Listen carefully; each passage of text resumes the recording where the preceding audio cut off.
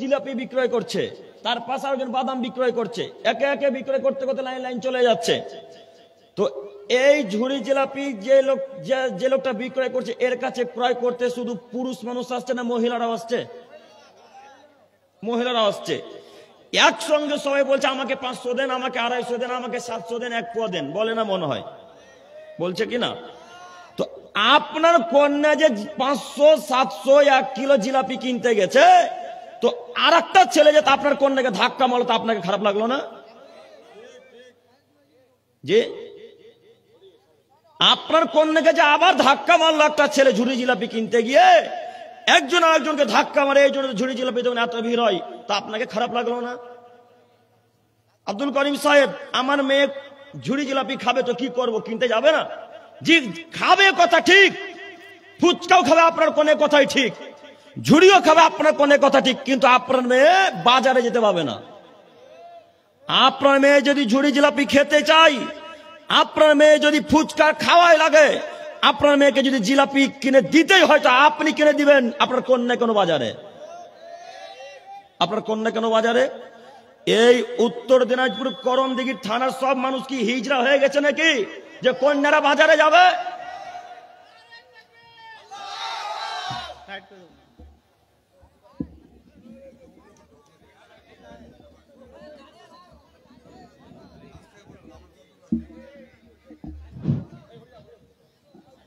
মহিলারা বাজারে যাবে আপনাকে কে বললো?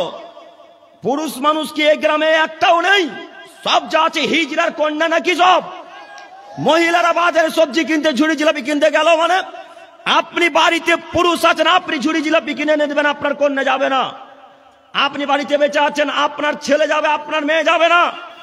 আপনি বাড়িতে উপস্থিত, ঝুড়ি জিলাপি আপনি কিনে এনে দেবেন, আপনার কন্যা যাবে না, আপনার মেয়ে যাবে না, আপনার স্ত্রী যাবে না। আজকে এই গ্রামে, এই করণদিঘি থানার যার সাথে যত কন্যা, যে সমস্ত বাপের মেয়েরা, যে সমস্ত স্বামীর স্ত্রীরা, মহিলারা বাজারে ঘোরাঘুরি করছে, এরা কেউ পুরুষ নয়, এরা সব কাপুরুষ, এরা সব কাপুরুষ, এরা সব কাপুরুষ। এদের পুরুষত্ব নেই। যদি পুরুষত্ব থাকতো তাহলে আজকের মতো প্রোগ্রামে, আজকের মতো দিনী সভাতে মহিলারা বাজারে ঘোরাঘুরি করতে পারতো না। পুরুষত্ব নেই তো আজকে বাজারে যেতে পেরেছে, পুরুষত্ব শরীরে নেই তো আজকে কন্যারে ঝুড়ি জিলাপি কিনতে গেছে। আমি কি বাপ, আমরা কি বাপ বেটা কবরে ঢুকেছি যে আমার কন্যা ঝুড়ি জিলাপি কিনতে যাবে? যে করণদিঘিতে কোন পুরুষ মানুষ বেঁচে নেই? সবাই বেঁচে আছে, কথা ঠিক। তো আপনার কন্যা বাজারে গেল কেন? আপনি কি করছিলেন? আপনাকে কিনে এনে দিতে হবে, কথা আল্লাহ বলছেন। মহান আল্লাহ তাআলা বলেন, অকর্ণা ফি বুয়ুতিকুন্না ওয়ালা তাবারুজনা তাবারুজাল জাহিলিয়াতিল উলা। হে পৃথিবীর মানুষ, তোমরা শোনো, তোমাদের নারীগণ, তোমাদের কন্যাগণ, তোমাদের স্ত্রীগণ বাড়িতেই থাকবে। জরুরি প্রয়োজন ছাড়া তারা বাড়ি থেকে বের হবে না। জরুরি প্রয়োজন। বলেন, এখন রাত্রি 10:51 বাজে, এখন রাত্রি 10:51-52 বাজে। এত রাত্রে আপনার স্ত্রী ওই ঝুড়ি জিলাপি কিনছে, বলেন আপনার স্ত্রী এত রাত্রে কি জরুরি কাজ আছে? বলেন দেখি, কি কাজ আছে? গেল কেন? আপনার স্ত্রী যেতে পাবে না। আব্দুল করিম সাহেব, একবারে কি বেরোতে পাবে না? মহিলারা পাবে, জরুরি প্রয়োজনে পাবে। জরুরি প্রয়োজন, জরুরি প্রয়োজন যদি না থাকে তাহলে আপনার কন্যা বের হবে না, এ কথা আল্লাহ তাআলা বলছেন। সম্মানিত মুরব্বী সাহেব, সম্মানিত দিনী ভাই, সম্মানিত মা ও বোনেরা, আপনাদেরকে আমি অনুরোধ করে বলি, বাড়িতে বসবাস করেন, জরুরি প্রয়োজন ছাড়া বাড়ি থেকে বের হবেন না। জান্নাত হবে ইনশাআল্লাহ, জান্নাত হবে ইনশাআল্লাহ। একটা কথা বলি, বাড়িতে পুরুষ মানুষ নেই, জিলাপি খাওয়ার প্রয়োজন আছে। বাড়িতে ছেলে মানুষ নেই, ঝুড়ি খাওয়ার প্রয়োজন আছে। আব্দুল করিম সাহেব, এখন কি করব? এখন আপনাকে পরামর্শ দিতে পারি, পাশে বাড়িতে তো পুরুষ মানুষ আছে, পাশে বাড়িতে বাচ্চা ছেলেরা নেই, ওই বাচ্চা ছেলেদেরকে বলতে হবে, ভাইয়া 250 ঝুড়ি কিনে এনে দাও, তো আমি খাবো ভাইয়া, আমার খুব মন করেছে খাওয়া। ওই ছোট ছেলেটা আপনার কন্যাকে, আপনার মাকে, আপনার স্ত্রীকে কিনে এনে দেবে। এরপরও আপনার স্ত্রী যেতে পাবে না। যদিও যাই তো মোহাম্মদ সাল্লাল্লাহু আলাইহি সাল্লাম বলে, যদি যাওয়াই লাগে তো বোরখা পরে, হাতের গ্লাভস পরে, মুখমণ্ডলকে ঢেকে তারপরে বাড়ি থেকে বেরিয়ে জিনিসপত্র কিনবে। কথা বুঝতে পারেননি? যদি যেতে হয় তো কিভাবে যেতে পাবে বলেন দেখি একবার। বোরখা পরে সুন্দর করে হাত মুখকে ঢেকে তারপরে ঝুড়ি জিলাপি শাকসবজি আলু পটল বেগুন যা যা কিনবে কিনতে যাবে। এ কথা আল্লাহ নবী বলছেন, এ কথা আল্লাহ নিজে বলছেন। এখন আপনাকে বলি, আপনাদের যত কন্যা আজকে বাজার আছে সবাই বোরখা পরে আছে নাকি? জি, সব তো বেহায়ার মতো নগ্নতা, বেহায়ার মতো চলাচল করছে, জাহিলিয়াতের নারীদের মতো, বেহায়া নারীদের মতো এখনো চলাচল করছে। এরপরে মুরব্বী সাহেব আপনি তাহাজ্জুদ পড়েন, তাহাজ্জুদে মনে করছেন জান্নাত কিনবো। কেউ যখন আপনাকে শিক্ষণীয়মূলক কথা বলতে যাচ্ছে যে মুরব্বী সাহেব আপনার কন্যা এভাবে ঘোরাঘুরি করছে, আপনি নিষেধ করতে পারেন না কেন? আপনার কন্যার কথা যখন উঠে আসে তখন আপনি বলছেন হ্যাঁ ছাড় তো, জান্নাত চলে যাবো কি যে করে হোক। এরকম কথা আছে না? মনে হয় আছে না? এই কথা যদি মুরব্বীদের ব্রেনে থাকে তো মুরব্বী সাহেবদের উদ্দেশ্যে আমি বলতে চাইছি যে মুরব্বী সাহেব আপনি একটু আমার দিকে খেয়াল করেন, কথার দিকে লক্ষ্য করেন। আপনার কন্যা বাজারে ঘুরবে, রাস্তাতে যাবে, আর আপনি যদি বাধা না দেন সালাত আর অন্যান্য ইবাদত কোনো কাজে আসবে না। আজ থেকে মুহাম্মদ সাল্লাল্লাহু আলাইহি সাল্লাম 1450 বছর পূর্বে মক্কার মরুভূমিতে হাদিস বলে গেছেন। আজও হাদিস গ্রন্থে পড়ে আছেন। আল্লাহ নবী বলছেন 3 শ্রেণীর মানুষ জান্নাতে যাবে না, 3 শ্রেণীর মানুষ জান্নাতে যাবে না। তার এক শ্রেণীর মানুষ আদ-দায়ুস আল্লাযী ইউকিরু ফি আহলিহিল খাবাস, বাড়িতে যারা বেহায়া আপনার সুযোগ দেয় তারা জান্নাতে যাবে না। দায়ুস কি ভাই বুঝতে পারলাম না। আব্দুল করিম ভাই, দায়ুস কি জিনিস একটু বুঝিয়ে বলবেন কি? জি, বুঝিয়ে বলার জন্য করণ দিঘিতে এসেছি, একটু আমার দিকে তাকান। দায়ুস মানে আপনার কন্যা আজকে মাধ্যমিক দিতে গেছে, যাই না? আপনার কন্যা মাধ্যমিক পরীক্ষা দিতে গেছে, তো একটা টাইট ফিটিং ওই কি পায়জামার নাম গুলো গো, চুজ তো আর কি নাম বলে যে জিন্স প্যান্ট, লেগিংস, ঠিক, জাযাকাল্লাহু খাইরান। লেগিংস প্যান্ট পরে, জেগিংস প্যান্ট পরে আপনার কন্যা আজকে মাধ্যমিক পরীক্ষা দিতে গেছে। শুধু তাই নয়, আপনার কন্যা যখন মাধ্যমিক পরীক্ষার গাড়িতে উঠে তখন আপনার কন্যার চুলগুলো সব ছাড়া ছিল। কথা ভুল হচ্ছে মনে হয়। আপনার কন্যা যখন মাধ্যমিক পরীক্ষা দিতে যাচ্ছিল তখন আপনার কন্যার এই পর্যন্ত জামা ছিল, ফুল হাতা জামা ছিল না। এবার আপনি বলেন আপনি দায়ুস না আসল মানুষ, আপনি কাপুরুষ না পুরুষ মানুষ? এবার আপনি বলেন। আপনাকে আল্লাহ নবী দায়ুস বলেছেন।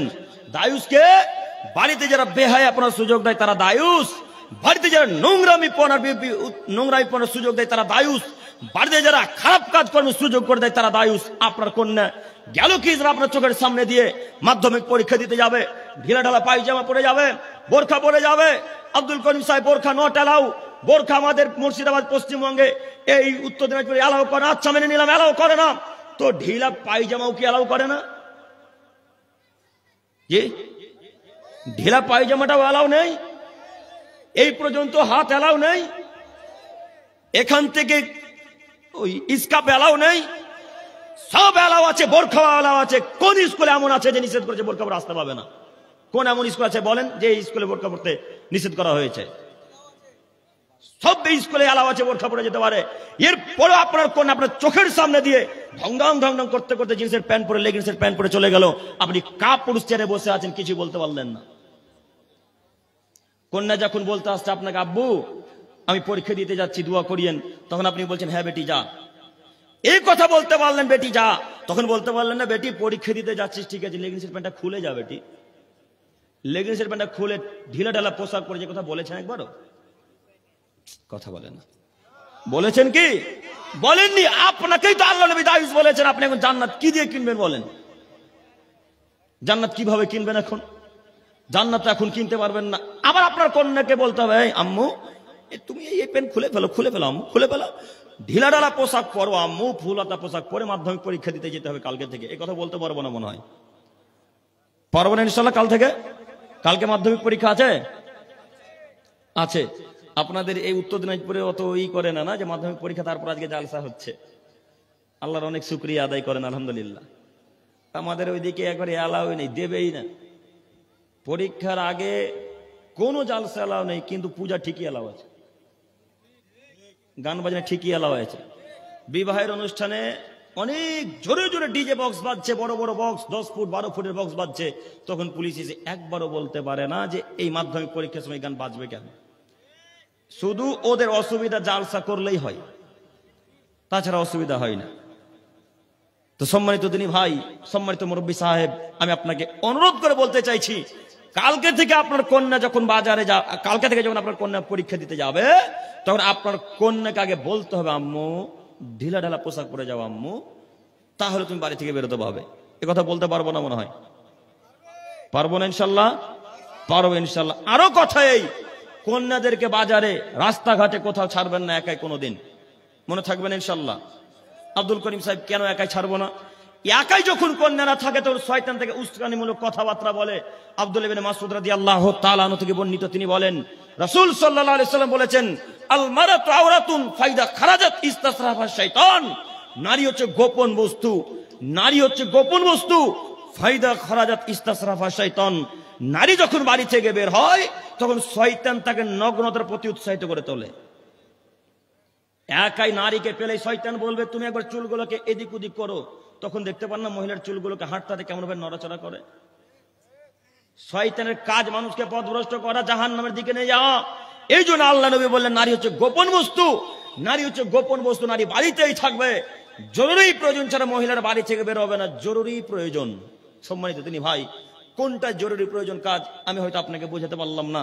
জরুরি কাজ হলো হাসপাতাল যেতে হবে, জরুরি কাজ হলো স্কুল কলেজ বিশ্ববিদ্যালয়ে যেতে হবে, জরুরি কাজ হলো আব্বু আম্মুর বাড়ি, দিদির বাড়ি, ভাইয়ের বাড়ি, দাদার বাড়ি, নানা নানির বাড়ি, খালা খালুর বাড়ি যেতে হবে। এগুলো সব জরুরি কাজ। রাস্তাতে ফলমূল কিনবে এটা তার জরুরি কাজ নয়, রাস্তাতে সবজি কিনবে এটা তার জরুরি কাজ নয়, ঝুড়ি জিলাপি কিনবে রাস্তাতে এটা তার জরুরি কাজ নয়। আজকে থেকে ঠেকাতে পারবো ইনশাল্লাহ? পারবো ইনশাল্লাহ? ইনশাল্লাহ। আল্লাহ তুমি করম দিকের মানুষকে কবুল করো, সকলে বলি আমিন। সম্মানিত মুরব্বী সাহেব, সম্মানিত তিনি ভাই, একটু আমার দিকে এক খেয়ালে চেয়ে থাকুন। আমার যদিও বিষয় ছিল অন্যরকম, এরপরেও মেলা দেখার কন্ট্রোল করতে পারলাম না। এই জন্য আপনাকে ওই একদিন আলোচনায় বলেছিলাম, এই উত্তর দিনাজপুরের কোনো এক জায়গার নাম মনে আসছে না, ভাইরা বলতে পারবে। এই জন্য জালসাতে বলেছিলাম, আপনার হুজুরকে একদিন বলতে বললেন না মেলা বিরুদ্ধে। কোথায় গো? পালসা, না না পালসা লাই, মাদ্রাসা জালসাটা বারহাস, জাযাকাল্লাহু খাইর, বারহাস। আপনার হুজুরকে একদিন বলতে বলেন না যে মেলার বিরুদ্ধে। আপনার হুজুর মেলার বিরুদ্ধে একদিনও কথা বলবে না। কেন? মেলার বিরুদ্ধে কথা বললে কাল থেকে আর কমিটি লোক জালসা করতে ডাকবে না। এই জন্য আপনার হুজুর মেলার বিরুদ্ধে কথা বলে না। আমি আব্দুল করিম আমিনুল ইসলাম আপনার কমিটিকে এতটুকু দাম দিই না ইনশাল্লাহ। গত বছর মাদ্রাসায় জালসাতে ডাকবেন কি না ডাকবেন, গত বছর কবরস্থানের উন্নতি করবে ডাকবেন কি না ডাকবেন, মসজিদের উন্নতি করবে জালসা করতে ডাকবেন কি না ডাকবেন, এটা আমি কেয়ার করি না, আপনাকে পরোয়া করি না। হক কথা বলতে এসেছি, হক কথা বলে যাব। যতদিন জালসাতে মেলা চলবে, যতদিন পুতুল বিক্রয় হবে, যতদিন এইভাবে বেহায়া নগ্নতা হয়ে মহিলারা চলাচল করবে, ততদিন পর্যন্ত এই কমিটির বিরুদ্ধে কথা বলতে পারি, ততদিন পর্যন্ত মহিলাদের বিরুদ্ধে কথা বলতে পারি, ততদিন পর্যন্ত সমাজের বিরুদ্ধে কথা যাবে। আমি আপনার 5 পয়সা মূল্য দিই না। আপনার হুজুরকে বলতে বলেন, আপনার হুজুর ঠিকই এসে অন্যান্য ভাষায় বক্তব্য রাখতে পারে, ঠিকই হালাল হারামের কথা বলতে পারে, ঠিকই শিরক বিদআতের কথা বলতে পারে, ঠিকই অন্যান্য বক্তব্য রাখতে পারে, কিন্তু আপনার হুজুর একদিনে এই নিষেধ অসৎ কাজ নিষেধ করলো না, একদিনের বিরুদ্ধে করলো না। কেন? জালসায় মেলা বসবে কেন? একদিন বলেছে আপনার হুজুর? বলেনি। বলবে কিভাবে? ক্ষমতা নেই, যে ভয় আছে যে অন্তরে। আজকে বলে যে কাল থেকে যার এই উত্তর দিনাজপুরের মানুষ আর ডাকবে না, যে এই ভয় আছে অন্তরে। শুনুন, একটা কথা মনে রাখবেন, যত বক্তা সাহেব থাকুন, যত আলেম ওলামা কেরাম থাকুন, এবং যত দিনী ভাইয়েরা থাকুন না কেন, সবার উদ্দেশ্যে একটা কথা, রিজিক কোথা থেকে লেখা হয়? ভাগ্য কোথায় লেখা হয়েছে? কত বছর আগে ভাগ্য লেখা হয়েছে বলুন দেখি? পৃথিবী সৃষ্টির 50,000 বছর আগে ভাগ্য লেখা হয়েছে। পৃথিবী সৃষ্টির 50,000 বছর আগে ভাগ্য লেখা হয়েছে। ওই দিন যদি লেখা থাকে আব্দুল করিম উত্তর দিনাজপুরে জালসায় আসবে, তো কোনো মায়ের বেটা ঠেকাতে পারবে না। বুঝতে পারেন? সেই দিন যদি লেখা থাকে যে আব্দুল করিম যত কঠিন ভাবে বক্তব্য রাখুক, যত কড়া ভাবে বক্তব্য রাখো মেলার বিরুদ্ধে, সেদিন যদি আল্লাহ লিখে দেয় যে এর পরেও আব্দুল করিম ওখানে জালসাতে যাবে, কোন মায়ের বেটা বিরোধিতা করে ঠেকাতে পারবে না। কত আলেম ওলামা কেমন, কত বক্তা আব্দুল করিমকে ঠেকানোর চেষ্টা করলো, কে ঠেকাতে পারলো? কতজন গালি দিচ্ছে পাশালে বসে, কে ঠেকিয়েছে? কতজন আব্দুল করিমকে এখনো গালি দেয়, বক্তা বলেন আর যেই মানুষ বলেন না এখনো গালি দেয়। এখন আব্দুল করিমের দুর্নাম করে কোন ব্যাটা ঠেকাতে পেরেছে বলেন? আব্দুল করিমকে ঠেকাতে হলে আল্লাহকে বলতে হবে। আব্দুল করিমকে বসতে দিতে হলে কাকে বলতে হবে বলেন দেখি? আল্লাহকে বলতে হবে, আল্লাহ আব্দুল করিম যেন আর জালসা করতে না পারে তুমি কবুল করো। আল্লাহ আব্দুল করিম যেন জালসা করতে না পারে তুমি কবুল করো। আল্লাহ আব্দুল করিমকে যেন কেউ না ডাকে তুমি কবুল করো। এই দোয়া কার কাছে কবুল করাতে হবে? আল্লাহর কাছে। এই দোয়া যদি আল্লাহ কবুল করে নাই, বক্তা সাহেব আপনি শুনুন, কোন মায়ের বেটাকে ভাঙাতে হবে না যে আব্দুল করিমকে ডাকিয়েন না। কথা বুঝতে পারেননি? কোন মায়ের বেটাকে বলতে হবে না যে আব্দুল করিমকে ডাকিয়েন না। আপনি ফোনে ফোনে বলছেন আব্দুল করিমকে কেন ডেকেছেন? ও যে মেলার বিরুদ্ধে কথা বলে, ঠেকাতে পেরেছেন? কি করলেন বক্তব্য ফোন করে? কি করলেন ফোন করে? শতদিন বলেছি, কিছু করতে হলে কাকে বলতে হয়? আল্লাহকে বলতে হয়। আল্লাহ আল্লাহর কসম, আল্লাহ আল্লাহর কসম, আল্লাহ আল্লাহর কসম, যখন স্টেজ আসি তখন আগে আম্মাকে ফোন করে বলি, আম্মু স্টেজে যাচ্ছি দোয়া করিয়েন। দোয়া ওখানে কবুল করাতে হবে, ওখানে বলতে হবে আল্লাহকে। আল্লাহকে বলি, আল্লাহ তুমি ইখলাসের সাথে তুমি আমাদেরকে কবুল করো। এইভাবে দিন রাত দোয়া করি, দিন রাত 5 ওয়াক্তের সালাতে দোয়া করে, আল্লাহ তুমি কবুল করে নাও। আল্লাহ কবুল করে নেয়। কোনো বক্তা, কোনো মানুষ, কোনো নেতা, কোনো নেত্রী, কোনো মন্ত্রী, কোনো মায়ের বেটা ঠেকাতে পারবে না ইনশাআল্লাহ। বুখারী মুসলিম কোরআন মাজিদের আয়াত, আল্লাহ বলছেন পৃথিবী সৃষ্টির 50,000 বছর পূর্বে মানুষের ভাগ্য লেখা হয়েছে। পৃথিবী সৃষ্টির 50,000 বছর পূর্বে মানুষের ভাগ্য লেখা হয়েছে। সেদিন যদি ভাগ্য লেখা থেকে আব্দুল করিম এখানে জালসাতে আসবে, আবারও এখানেই আসবে ইনশাআল্লাহ। কথা এইভাবে বিশ্বাস করি, ভাগ্যকে এইভাবে বিশ্বাস করি। কেউ যদি তাকদীরকে অস্বীকার করে তাহলে সে কাফের। এটা তো আপনাদের নতুন ফতোয়া নয়, জানেন সবাই। কেউ যদি তাকদীরকে অস্বীকার করে, কেউ যদি ভাগ্যকে অস্বীকার করে তাহলে সে কাফের, এ কথা জানেন না? কেউ যদি তাকদীরকে অস্বীকার করে তাহলে সে কাফের, এ কথা ঠিক। তাকদীরকে বিশ্বাস করতে হবে। এই কথা যখন উঠলো, আর একটা কথা বলে যায়, আপনাদের গ্রামের কতজন মানুষ নামাজ পড়ে তাও বলতে পারি না। কতজন নামাজ পড়ে তাও বলতে পারে, তবে নামাজ কতজন পড়ে না পড়ে আমি এখন আঁচ করে নেবো, দেখবেন একটু। আচ্ছা আপনি একটু থামেন চাচা, আমি বলে দিচ্ছি কতজন নামাজ পড়ে না পড়ে। আজকে একজন ফজরের ওয়াক্তে সালাত জামাতে আদায় করেছে, হাত তোলেন দেখি। এই মসজিদে, এই মসজিদ আপনি না শেখ? আমি যেটাতে ছিলাম, হ্যাঁ ওটাই না? হ্যাঁ, কজন মুসল্লি হয়েছিল আজকে? আপনি ছিলেন? আচ্ছা 5 জনই হলো। আচ্ছা আপনি এই গ্রামের সর্দার, ক্যাশিয়ার, কোনো পদে নেই? আচ্ছা এই গ্রামে বাড়ি কটা আছে ওই জুমা মসজিদের আন্ডারে? 140। আচ্ছা 100 ঘর, 100 ঘর মানলাম, 40টা বাদ দেন, 100 তো হবে কাটকুট করে। 100 ঘর মেনে নিলাম যে 100টা পরিবার এই করণদিঘি থানার এই জুমা মসজিদের আন্ডারে থাকে। তো এবার আপনারা বলেন দেখি, প্রত্যেকটা বাড়ি থেকে যদি ফজরের ওয়াক্তে একটা করে মুসল্লি আসতো, মানুষ আসতো, কত মানুষ হতো? কত হতো? 100টা হতো। হয়েছে কয়জন? 5 থেকে 7 জন, 10 জন। এবার আমি আপনাকে বলি, আমি আজ করতে পারলাম না, কতজন মুসল্লি নামাজ পড়ে? এখন আপনি যদি বলেন মাগরিবের সময় 70 জন হয়েছিল, তো সবাই যে মুনাফিক। এখন যদি কেউ বলে জোহরের সময় 80 জন মানুষ হয়েছিল, এখন তাহলে তারা সবাই যে মুনাফিক রাসূলের বাণীতে, বুঝেননি মনে হয়? রাসূলের বাণীতে সবাই যে মুনাফিক। বুখারী মুসলিম দেখবেন আপনি, একটু হাদিস একটু দেখাই। আবু হুরায়রা রাদিয়াল্লাহু তাআলা আনহু বলেন, রাসূল সাল্লাল্লাহু আলাইহি সাল্লাম বলেছেন, লাইসা সালাতুন আসকালা আলাল মুনাফিকিনা মিনাল ফাজর ওয়াল ইশা ওয়ালা ইয়ালামুনা মা ফি মালাতাহুম আলা হাবওয়া। আদমের ছেলেমেয়ে শোনো, মুনাফিকদের কাছে সবথেকে ভারী সালাত হচ্ছে ফজরের সালাত আর এশার সালাত। মুনাফিকদের কাছে সবথেকে ভারী সালাত হচ্ছে ফজরের সালাত আর এশার সালাত। মুনাফিকদের কাছে সবথেকে ভারী সালাত হচ্ছে ফজরের সালাত আর এশার সালাত।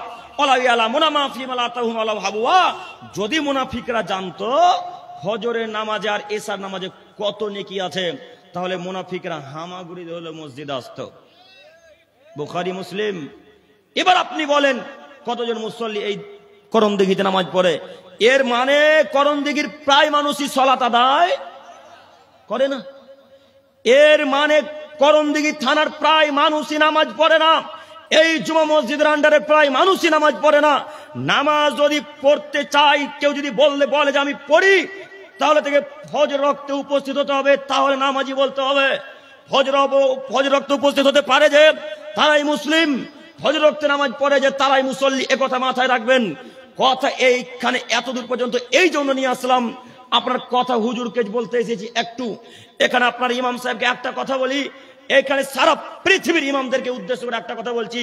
ও ইমাম সাহেব, ও হুজুর সাহেব, আপনাদেরকে বলি, এই যে ফজর রক্তে 4 থেকে 5 জন মুসল্লি, মেনে নিলাম 10 জন মুসল্লি, আপনি জুমার খুতবায় উঠে বলতে পারলেন না, জুমার খুতবায় মেম্বার উঠে বলতে পারলেন না, যারা 5 ওয়াক্ত সালাত আদায় করে না তাদের জানাজায় উপস্থিত হব না, যারা 5 ওয়াক্ত সালাত আদায় করে না তাদের জানাজায় উপস্থিত হব না, যারা 5 ওয়াক্ত সালাত আদায় করে না তাদের জানাজায় উপস্থিত হব না, এই বক্তব্য জুমার খুতবায় মেম্বার উঠে বলতে পারলেন না কেন? অন্তরে ভয় আছে নাকি? অন্তরে ভয় আছে নাকি? অন্তরে ভয় ভীতি থাকবে না যার, সেই জাতির উপকার করতে পারবে। অন্তরে ভয় ভীতি থাকবে না যার, সেই জাতির উপকার করতে পারবে। অন্তরে যদি ভয় থেকে জাতির উপকার করতে পারবেন না, আপনি বলেন জুমার খুতবায় উঠে মেম্বারে উঠে 5 ওয়াক্ত যারা নামাজ পড়ে না, 5 ওয়াক্ত যারা সালাত আদায় করে না, এদের জানাজায় উপস্থিত হব না, এদের জানাজায় উপস্থিত হব না।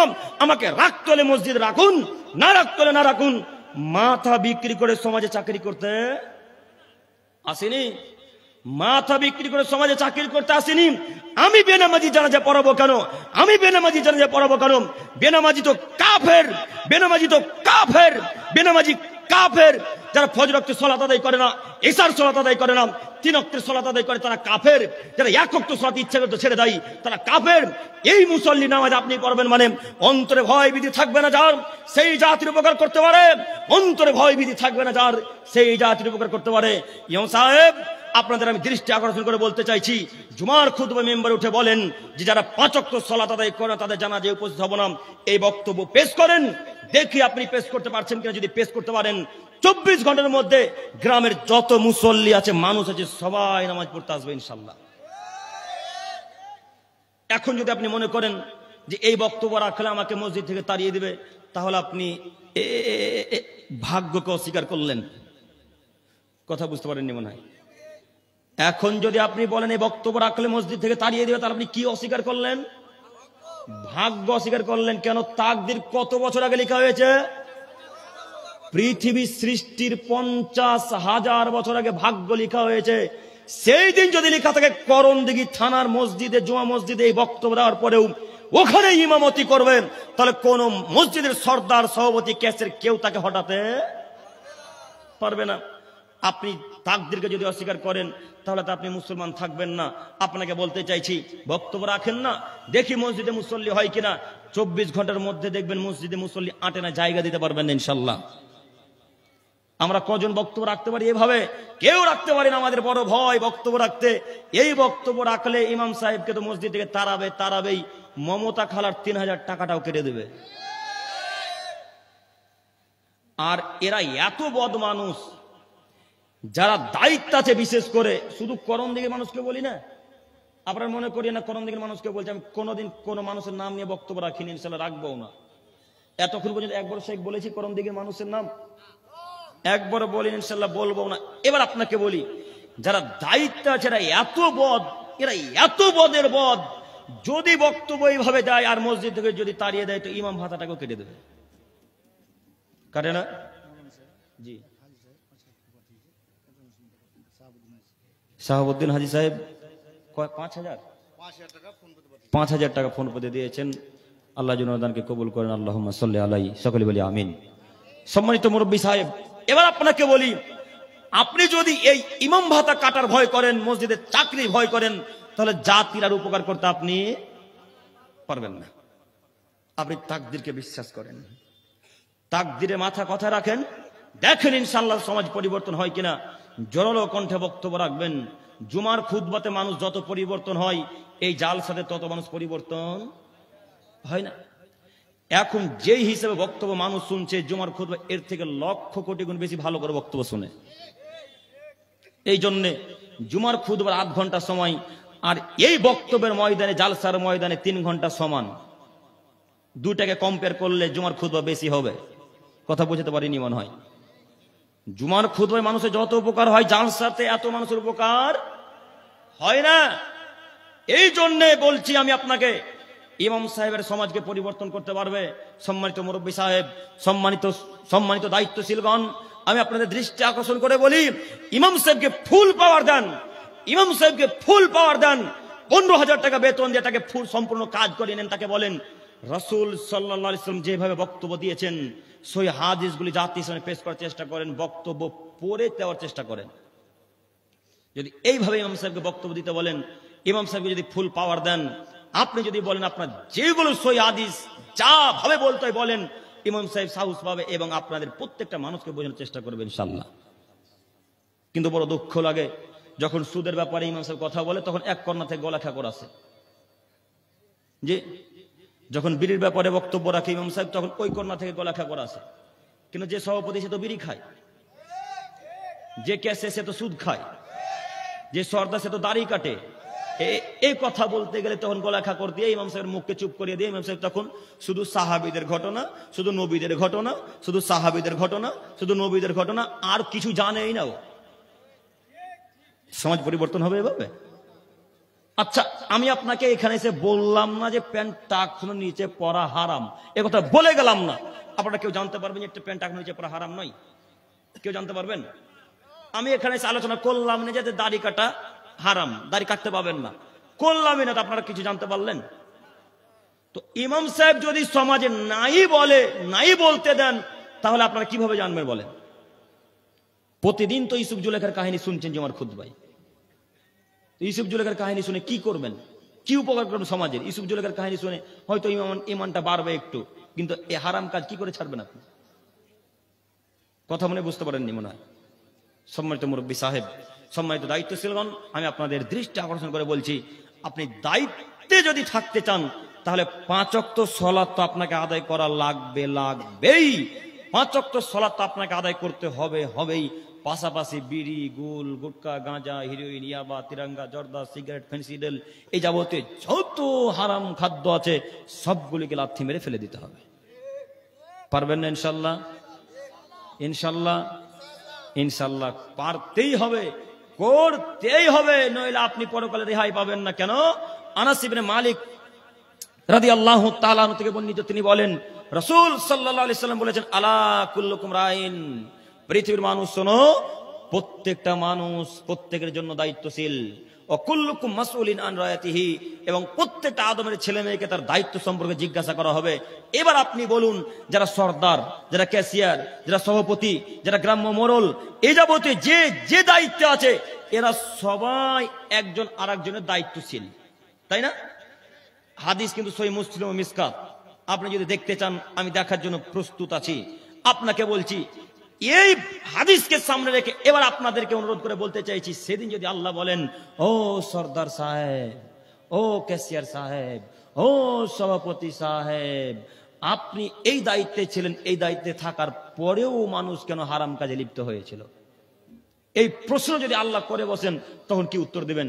আমি দোয়া করি আল্লাহ আমাদেরকে প্রশ্ন না করুক, সকলে বলি আমিন। দোয়া করে আল্লাহ আমাদেরকে প্রশ্ন না করুক, সকলে বলি আমিন। আল্লাহ যদি প্রশ্ন করে, তাহলে কোন মানুষ আর জান্নাত যেতে পারবে না। আল্লাহ যদি প্রশ্ন করা শুরু করে দেন, আর কেউ জান্নাতে যেতে পারবে না। এই কথা আল্লাহর নবী বলছেন। পাশে থেকে আয়েশা রাদিয়াল্লাহু তাআলা আনহা শুনতে পেয়েছেন এই কথা। পাশে থেকে আয়েশা রাদিয়াল্লাহু তাআলা আনহা শুনে আল্লাহ নবী বলছেন, আলাইসা কদ ক্বালা আল্লাহু তাআলা, আল্লাহ নবী কি বলছেন? আল্লাহ কি কথা বলেননি?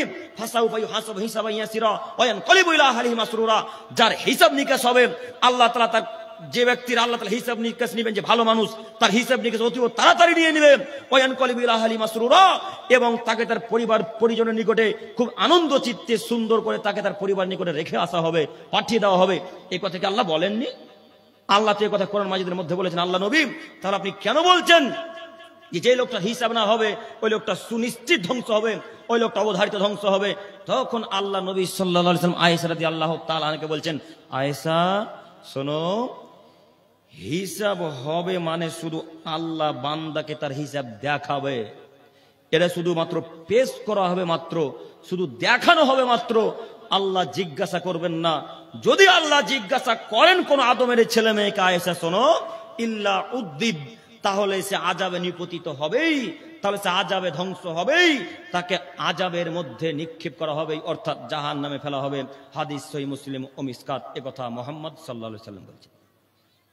অতএব আল্লাহ যদি আপনাকে সেদিন কিয়ামতের মাঠে যদি জিজ্ঞাসা করেন, সেদিন কি প্রশ্নের উত্তর দিবেন?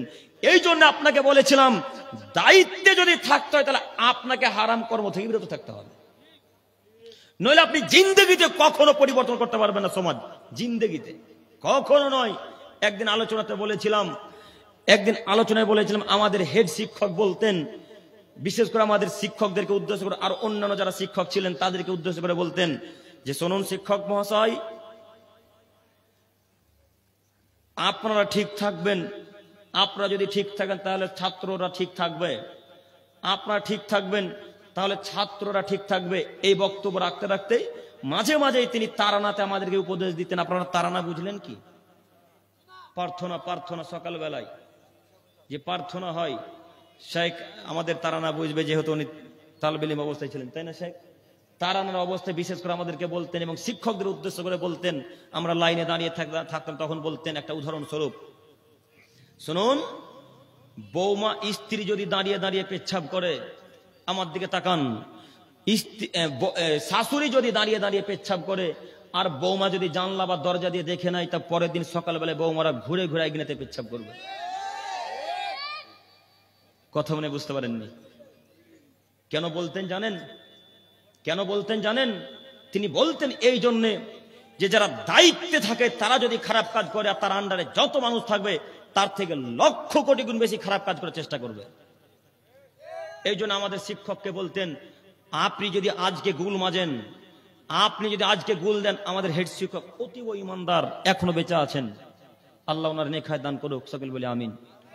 অতীব জ্ঞানী মানুষ এবং ইমানদার মানুষ, হক কথা বলতে এক পা পিছাবে না, এই এমন একটি মানুষ। তিনি বলতেন, আপনারা যদি গুল মাজেন, আপনারা যদি গুল দেন, তাহলে ছাত্ররা পরের দিন মাদ্রাসাতে নিয়ে এসে মদ খাবে, কিছুই বলতে পারবেন না। কথা বুঝতে পেরেছেন? দায়িত্বশীল কাকে পরিবর্তন হতে হবে। এবার আপনাকে বলছি সর্দার সাহেব, আপনি তো প্রকাশ্যে সবার সামনে সিগারেট টানেন, আপনি তো প্রকাশ্যে সবার সামনে বিড়ি টানেন, আপনি সবার সামনে প্রকাশ্যে ওই গুল মাজেন, আরো কি কি কি কি খান, কি কি নাম আছে, সবকিছু খান দান পান করেন। আপনি এই কাজকর্ম যদি কোন গ্রামের ছেলেরা দেখে, তাহলে আপনাকে সম্মান করবেন, আপনার সামনে দাঁড়িয়ে দাঁড়িয়ে মদ পান করবে? স্বাভাবিক। আপনি সম্মান করতে শিখলেন না, আপনাকে তারা সম্মান করবে না। তাই আপনাকে অনুরোধ করে বলি সর্দার সাহেব, কেসে সাহেব, যে আসুন না পরিবর্তন হই। আর ইমামদেরকে আমরা ফুল পাওয়ার দিয়ে বলি, ইমাম সাহেব আপনারা যা বলার আগে হাদিস করেন যেটা সহি, সেই মোতাবেক আপনি আলোচনা করে যান। বলতে পারবেন ইনশাআল্লাহ আজকে থেকে? ইনশাআল্লাহ, ইনশাআল্লাহ। আল্লাহ তুমি আমাদেরকে কবুল করো, সকলে বলি আমিন। সম্মানিত তিনি ভাই, আমি বলতে চাইছিলাম শিষ্টাচার সম্পর্কে কথা বলতে গিয়ে এতদূর চলে এলাম, যদিও এগুলো সব শিষ্টাচারের মধ্যে পড়ছে। শিষ্টাচার মানে হচ্ছে সদাচরণ, নম্র আচরণ। একটু আমার দিকে তাকান, শিষ্টাচারের অতীব একটা গুরুত্বপূর্ণ অংশ হচ্ছে সদাচরণ, নম্র আচরণ, ভালো আচরণ। আরো একটি কথা বলি, শিষ্টাচারের একটা গুরুত্বপূর্ণ অংশ বলে আমরা মূল বিষয়ের দিকে এগিয়ে যেতে চাইছি। সম্মানিত তিনি ভাই, সম্মানিত মুরব্বী সাহেব, একটু আপনি আমার দিকে তাকান। শিষ্টাচার, আপনার ছেলে যখন বাড়ি থেকে বের হবে, আপনার কন্যা যখন বাড়ি থেকে বের হবে, তখন তাদের প্রতি নজর রাখা আপনার কাজ। আপনি বাড়ির গার্জেন। যদিও আমরা অনেকেই পিতামাতা ছেলে মেয়েকে কোনো মূল্যায়ন করি না, ছেলে মেয়ে দায়িত্ব নিই না, যে যেমন ভাবে প্যান্ট পরতে পারে পড়ুক, আমরা এই ধ্যান দিই না, এটাকে আমরা গ্রাহ্য করি না। অনেক পরিবার এরকম নেই? এরকম অনেক পরিবার আছে। এই জন্যই তো ওই যুবক ছেলেটার পিঠের দিকে গেঞ্জিতে দেখা যায় শুকর ছাপা আছে, থাকে না? গার্জেনরা দায়িত্ব নেয় না বলে, শিষ্টাচার শিখায় না বলে দেখতে পাওয়া যায় ওই ছেলেটার জার্সিতে মেসিকে ছাপা আছে, মেসিকে। শিষ্টাচার শিক্ষা পিতা মাতা দেয় না, ভাই বোন দেয় না, এই জন্যই ওই ছেলেটার হাতে দেখা যায় ট্যাটু ছাপা আছে। ট্যাটু, ট্যাটু বুঝলেন কি? স্ট্যাচু। মানুষ পিতা মাতা ছেলে মেয়েকে শিষ্টাচার দেয় না বলেই মহিলাদেরকে দেখতে পাওয়া যায় প্যান্টটা টাকনোর উপরে পরে থাকে, যদিও প্যান্ট টাকনোর উপরে পরা উচিত ছিল কাদের? ছেলেদের। কিন্তু আজব দুনিয়া, ছেলেরা প্যান্ট টাকনোর নিচে পড়ে, মহিলা টাকনোর উপরে পড়ে। যার যেটা করে সেটা বাদ দিয়ে সব ইহুদি খ্রিস্টানদের কৃষ্টি কালচারকে মেনে নিয়েছে। আমি ওইদিকে যাচ্ছি না, বলতে চাইছিলাম শিষ্টাচার আপনাকে শিক্ষা দিতে হবে। এটা কেমন শিষ্টাচার? শিষ্টাচার আপনাকে শিক্ষা দিতে হবে। আপনার ছেলেকে আপনি শিষ্টাচার দেননি, বিদ্যা অর্জন করাননি, নিজে শিক্ষা অর্জন করেননি, ছেলে মেয়েকে শিক্ষা দেননি বলে এই জন্য আজকে আপনার ছেলে পিছন দিকে নেইমারকে, মেসিকে নিয়ে, রোনাল্ডোকে নিয়ে ঘোরাঘুরি করে। কথা বুঝতে পারেননি? মেসিকে নিয়ে ঘোরাঘুরি করেন মানে জার্সিতে মেসির ফটো থাকে না? আপনাকে বলি, আপনি যে মেসিকে সম্মান করলেন, আপনি কি জানেন মেসিকে? আপনি কি জানেন মেসিকে? আপনাকে বলি, ওই ইসরায়েল নোংরা ইহুদি জাতি, ওই ইসরায়েল নোংরা ইহুদি জাতির পতাকা, ওই নোংরা ইসরায়েল ইহুদি জাতির জার্সি আপনার ছেলে পিঠে করে ঘুরে নিয়ে বেড়ায়। আপনি বুঝেন না ইসরায়েল কারা? আপনি বুঝেন না ইহুদি কারা? আপনি বুঝেন না খ্রিস্টানেরা কে? খ্রিস্টান ইহুদিরা এমন জাতি, আল্লাহ নবী বলছেন পৃথিবীতে কেউ যদি বড় শত্রু থাকে, পৃথিবীতে যদি কারো সবচেয়ে মুসলমানদের সবচেয়ে বড় শত্রু থাকে, তারা হলো ইহুদি জাতি, তারা হলো খ্রিস্টান জাতি, তারা হলো ইহুদি জাতি। ইহুদি মুসলমানদের যত ক্ষতি করে আর অন্য কোনো জাতি তত ক্ষতি করে না। খ্রিস্টান আর মুসলিমদের যত ক্ষতি করে আর অন্য কোনো জাতি মুসলমানদের ক্ষতি করে না। একটু এখানে আপনাকে আমি অনুসরণ করাতে চাচ্ছি শিষ্টাচার। আপনার ছেলে ওই গেঞ্জিতে মেসিকে নিয়ে ঘুরে বেড়াচ্ছে, ওটা ইহুদি। এখানে আপনাকে কথা বলি, আপনার ছেলে ইহুদি মেসিকে, নেইমারকে, রোনাল্ডো আরো ইত্যাদি ইত্যাদি অনেক মানুষ আছে, অনেক প্লেয়ার আছে, নাম বলতে পারি না, এদেরকে নিয়ে পিঠে ঘোরাঘুরি করে, এদেরকে নিয়ে সম্মান করে, এদেরকে নিয়ে বুকে করে ঘোরাঘুরি করে, এদেরকে আপনার ছেলে পিঠে বুকে করে নিয়ে ঘোরাঘুরি করে। বড় দুঃখ লাগে, এই মেসির রোনাল্ডোর জার্সিকে আমরা পায়খানাতে রাখতে চাই না, এই মেসির রোনাল্ডো নেইমারের জার্সিকে আমরা পায়ের তলাতে পাপোশ হিসেবে রাখতে চাই না। অথচ আপনার ছেলে, আপনার মেয়ে পিঠে করে ছেলেটাকে নিয়ে ঘুরে বেড়ায়। বলেন কোন শিষ্টাচার? বলেন এটা কোন বিদ্যা? বলেন এটা কোন শিষ্টাচার? কিসের বিদ্যা? এই বিদ্যাকে মাটির তলে পুঁতে দিতে হবে, এই বিদ্যাকে মাটির তলে পুঁতে দিতে হবে। আপনি যাকে সম্মান করছেন সে আপনার ঘোর শত্রু, আপনি যাকে সম্মান করছেন সে আপনার ঘোর শত্রু। একটু দিনী ভাইরা হয়তো জানতে পারবেন, আপনারা যদি মেসির হাতকে ভালোভাবে ফলো করেন তাহলে দেখতে পাবেন তার ডান হাত কিংবা বাম হাতে এইখানে চোখ ছাপা আছে। দেখেছেন? দেখেছেন আপনারা? মুরব্বী সাহেবরা দেখতে পাবে না, কেন তারা ফেসবুক ইউটিউব ঘাঁটে না। যুবক ভাইরা দেখতে পাবে। আচ্ছা যুবক ভাই, আপনারা বলতে পারেন এটা কিসের প্রতীক? দাজ্জালের। আপনি কিভাবে জানলেন? তার মানে আপনি পড়েছেন না? মাশাআল্লাহ। আব্দুল করিম ভাই, আপনি মেসির হাত কিভাবে দেখলেন? তার মানে আপনি খেলা দেখেন? জি না, আমি তাকে পা দিয়ে সম্মান করি না, আমি তাকে এতটুকু মূল্যায়ন করি না। শুধু আপনাদের কারণে তাদেরকে নিয়ে পড়তে হয়েছে যে তাদের বিরুদ্ধে কথা বলতে হবে, আপনাদেরকে ব্রেন খুলতে হবে। এই জন্য আপনি দেখেন ক্ষমতাদের বিষয় পড়েন, তাদের ইতিহাস পড়েন, তারা কারা, কিসের শিষ্টাচার শিক্ষা দেন আপনার ছেলেকে। আপনাকে বলছে, আপনি শুনুন, এই জার্সিকে টয়লেটে রাখতে হবে পা মোছা হিসেবে। এই জার্সি বুকে থাকবে না, এই জার্সি পিঠে থাকবে না, এই জার্সি কোথায় থাকবে? বাথরুম পায়খানাতে থাকবে, যেখানে নোংরা কাজকর্ম করে সেখানে থাকবে। এই জিনিস বুকের উপরে পিঠের উপরে থাকবে, এটা শিষ্টাচার নয়। যুবক ভাই, মুরব্বী সাহেব, আপনাকে আরো শিষ্টাচার দেখাই। একটু আপনি দেখুন, শিষ্টাচার মানে আপনার ছেলে হাতে বালা পড়তে পাবে না। শিষ্টাচার মানে আপনার ছেলে এই কান ফোড়াতে পাবে না। শিষ্টাচার মানে আপনার ছেলে হাতে ব্রেসলেট না কি বলে ওটাকে গো, ব্রেসলেট না, ব্রেসলেট পড়তে পাবে না। শিষ্টাচার মানে আপনার ছেলে প্যান্ট টাকর নিচে পড়তে পাবে না। দেখেন শিষ্টাচার, বিদ্যা, শিক্ষা কাকে বলে? দেখেন বিদ্যা, শিষ্টাচার, শিক্ষা কাকে বলে? কিভাবে শিক্ষা দিত আগেকার মানুষ, কিভাবে বিদ্যা দিত ছেলে মেয়েকে আগেকার মানুষ। একটা আপনাকে পরামর্শ দিয়ে কোরআন থেকে একটা আয়াত তুলে দেখাই। আপনারা সবাই লোকমান হাকিমকে চেনেন, চেনেন বলতে দেখেননি কিন্তু নাম শুনেছেন, তাই না? শুনেননি মনে হয়। আমরা যারা কোরআন পড়তে পারি 100 সূরা, কোরআন মাজিদে কটা সূরা আছে বলি? 114টা। 114টা সূরার মধ্যে এখানে একটা সূরা আছে লোকমান নামে। পড়েছেন কেউ? পড়েননি না? পড়বেন কিভাবে? দিন রাত যে ফোন নিয়ে ব্যস্ত, দিন রাত যে মোবাইল নিয়ে ব্যস্ত, কখন কোরআন পড়বেন? কখন একটু কোরআন তেলাওয়াত করবেন?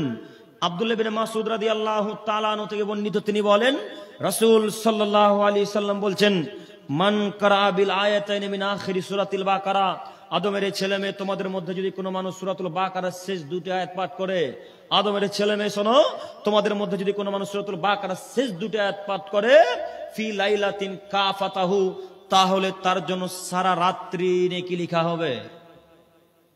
আল্লাহু আকবার। আল্লাহু আকবার বলতে পারেন না? মানে অর্থ বুঝেননি মনে হয়। আল্লাহু আকবার। আর একটা হাদিস বলি, আপনাকে কোরআনের মর্যাদা দেখাচ্ছি। আবু হুরায়রা রাদিয়াল্লাহু তাআলা আনহু বলেন, রাসূল সাল্লাল্লাহু আলাইহি সাল্লাম বলেছেন, লা তাজআলু বুয়ুতান মাকাবিরা, পৃথিবীর মানুষ তোমরা তোমাদের ঘরকে কবরে পরিণত করো না। পৃথিবীর মানুষ তোমরা তোমাদের ঘরকে কবর বানিয়ে নিও না, তোমরা তোমাদের বাড়িকে গোরস্থান করে নিও না। ইন্না শাইতানা ইয়ানফিরু মিনাল বাইত আল্লাযী তুকরাউ ফি সূরাতুল বাকারা, নিশ্চয়ই অবশ্যই ওই বাড়ি থেকে শয়তান চলে যায়। ওই বাড়িতে শয়তান থাকতে পারে না যেই বাড়িতে সূরাতুল বাকারা পাঠ করা হয়। কোন বাড়িতে শয়তান থাকে না? যেই বাড়িতে সূরা বাকারা পাঠ করা হয়। কিন্তু আপনার হুজুর বলেছে সূরা নাস, সূরা ফালাক, সূরা ইখলাস, আয়াতুল কুরসি আর সূরা মুলক আর সূরা ওয়াকিয়া লিখে যদি দেওয়ালে এইভাবে টাঙিয়ে রাখেন, তাহলে বরকত নাজিল হবে, শয়তান আসতে পারবে না। দেখেননি মনে হয়? দেখেছেন না? কত বাড়িতে আছে, শুধু তাদের নাম নিচ্ছেন কেন? ওদের বাড়িতে তো আছেই, আমাদের আহলে হাদিস পরিবারে নাই মনে হয়। তাহলে শুধু তাদের, মানে ওদেরকে বাঁশ দাও শুধু কাজ নাকি? ওদেরকে শুধু বলা লাগবে না, তাদের হিসাব পরে, আগে আমাদের হিসাব। এটা আহলে হাদিস এলাকা, তাই না? এটা আহলে হাদিস এলাকা নয় না? ওই কলকাতার মতো সব হানাফি। কলকাতায় যখন বক্তব্য দিতে যাই ওরা, আমি আদৌ জানি যে ওরা হানাফি। ওরা প্রায় দাওয়াত দেয় যারা কলকাতার দিকে, তারা প্রায় হানাফি। এই কিছুদিন আগে গেলাম, তাও পাশেকার লোকেরা সব হানাফি, তাই না? নজরুল কই, তার পাশেকার ছেলে লোকগুলো প্রায় হানাফি, কয়েক ঘর আহলে হাদিস। তো এরা যে কয়েক ঘর ছিল আহলে হাদিস, আর ওই যখন সুন্দরবনের দিকে চলে যাবেন, সুন্দরবন গেছেন কেউ? সুন্দরবনের দিকে যখন চলে যাবেন, আহলে হাদিসের নাম গোধান পাবেন না। নাম গোধান মানে, আমার কথা মিলছে আপনাদের সাথে? একই কথা না? আলহামদুলিল্লাহ, বোঝাতে সুবিধা হবে। তো ওইদিকে যখন চলে যাবেন, সব হানাফি, পচা হানাফিদের দল, সব এই দলের হানাফি। তো তাদের বাড়িতে আমাদেরকে বসতে দেয়, বাড়ি আল্লাহু সামাদ, সেই লেভেলের বাড়ি, খুব সুন্দর সুন্দর দামি দামি বাড়ি। এত সুন্দর বাড়িতে দেখতে পাই এই কর্নারে সূরা ফালাক লেখা আছে, এই কর্নারে সূরা নাস লেখা আছে, এই কর্নারে সূরা ইখলাস লেখা আছে, এই কর্নারে সূরা কাফেরও লেখা আছে, আর মধ্যখানে লেখা আছে আয়াতুল কুরসি। দেখেননি মনে হয়? এবার দোকানের বিষয়ে আসি। বিশেষ করে যখন এই আপনাদের মিষ্টির দোকানের, মুদিখানার দোকানে ঢুকবেন, গেটে ঢুকলে দেখতে পাবেন 4 কুল আর সূরা আয়াতুল কুরসিটা টাঙিয়ে রাখা আছে। আমার কথা মিলছে কি? এইভাবে টাঙিয়ে রাখা থাকে।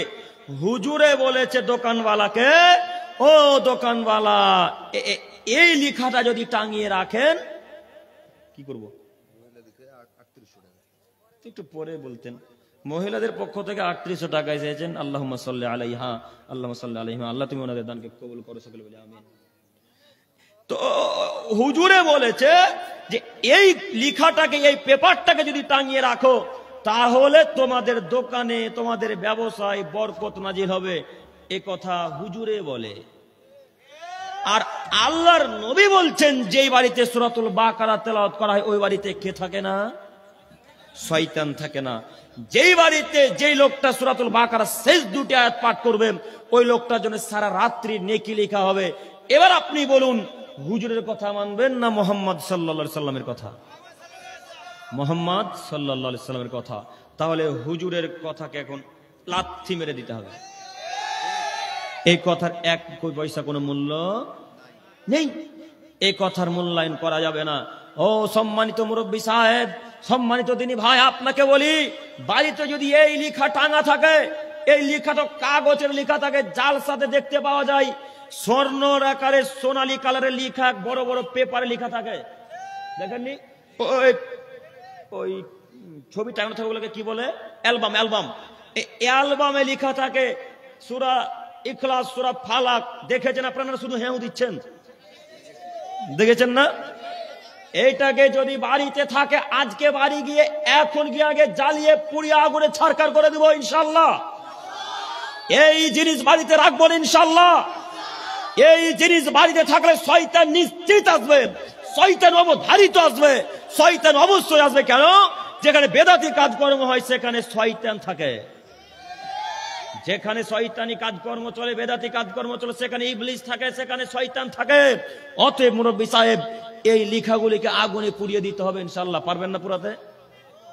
এখানে জরুরি একটি কথা শুনবে, হয়তো মনে করেছেন আব্দুল করিম ভাই, ওই যে কাগজে লেখা আছে, ওই লেখাগুলো সবই যে কোরআনের আয়াত, আসলেও কোরআনের আয়াত। তো আপনি যে পুড়িয়ে দিতে বললেন, পুরাতে পাবো কি? জি, কোরআনের আয়াতকে পুড়িয়ে দিতে হবে, কথাই ঠিক। আর নয়তো বা নদীতে ভাসিয়ে দিতে হবে। নদীতে ভাসিয়ে দেওয়ার চাইতে পুড়িয়ে দেওয়াটাই বেশি বেটার, বেশি ভালো। আপনার কোরআন একটা, কোরআন মনে করেন বাদ হয়ে গেছে, অক্ষর বুঝতে পারেন না, চিনতে পারেন না, এমন অনেক পুরনো কোরআন নাই? আমার মায়ের একটা কোরআন আছে, এখন আব্বু দিয়েছিল না, আম্মু, আমার নানা নানি দিয়েছিল না, দাদুরা দিয়েছিল, বলতে পারি না। তো আম্মুর কোরআনটা খুব যত এত বড় হবে, এই কোরআনটা ছোট ছিলাম তখন পড়তাম। তো এই কোরআনটাতে এখন হাত দিলে, এইভাবে পৃষ্ঠা উল্টালে পৃষ্ঠাটা ভেঙে ভেঙে যায়। এরকম মসজিদে অনেক কোরআন আছে, দেখবেন পৃষ্ঠাগুলো ভেঙে ভেঙে যায়। এরকম কোরআন যদি ভেঙে ভেঙে চূর্ণ বিচূর্ণ হয়ে গিয়ে পড়া যদি না বুঝতে পারেন, এই কোরআনটা কি করবেন? এখন ফেলে রেখে দিবেন না রাস্তাটা ফেলে দিবেন? যেখানে লোকেরা লাত মারবে, পশু প্রাণীতে পেচ্ছাপ এখানে করবে, কি করবেন? এখন এখন পুড়িয়ে দিবেন। বুঝতে পারেননি? এটাকে যেমন পোড়া যায়, সূরা আয়াতুল কুরসি আর সূরা ফালাক, নাস ফালাক লেখা আছে, দরজায় টাঙা আছে, এটাকেও পুড়িয়ে দিতে হবে। বুঝতে পারেননি? এটাকেও পুড়িয়ে দিতে হবে। আজকের পর থেকে কোনো মুসলমান পরিবারে এই লেখা থাকতে পারে না ইনশাআল্লাহ।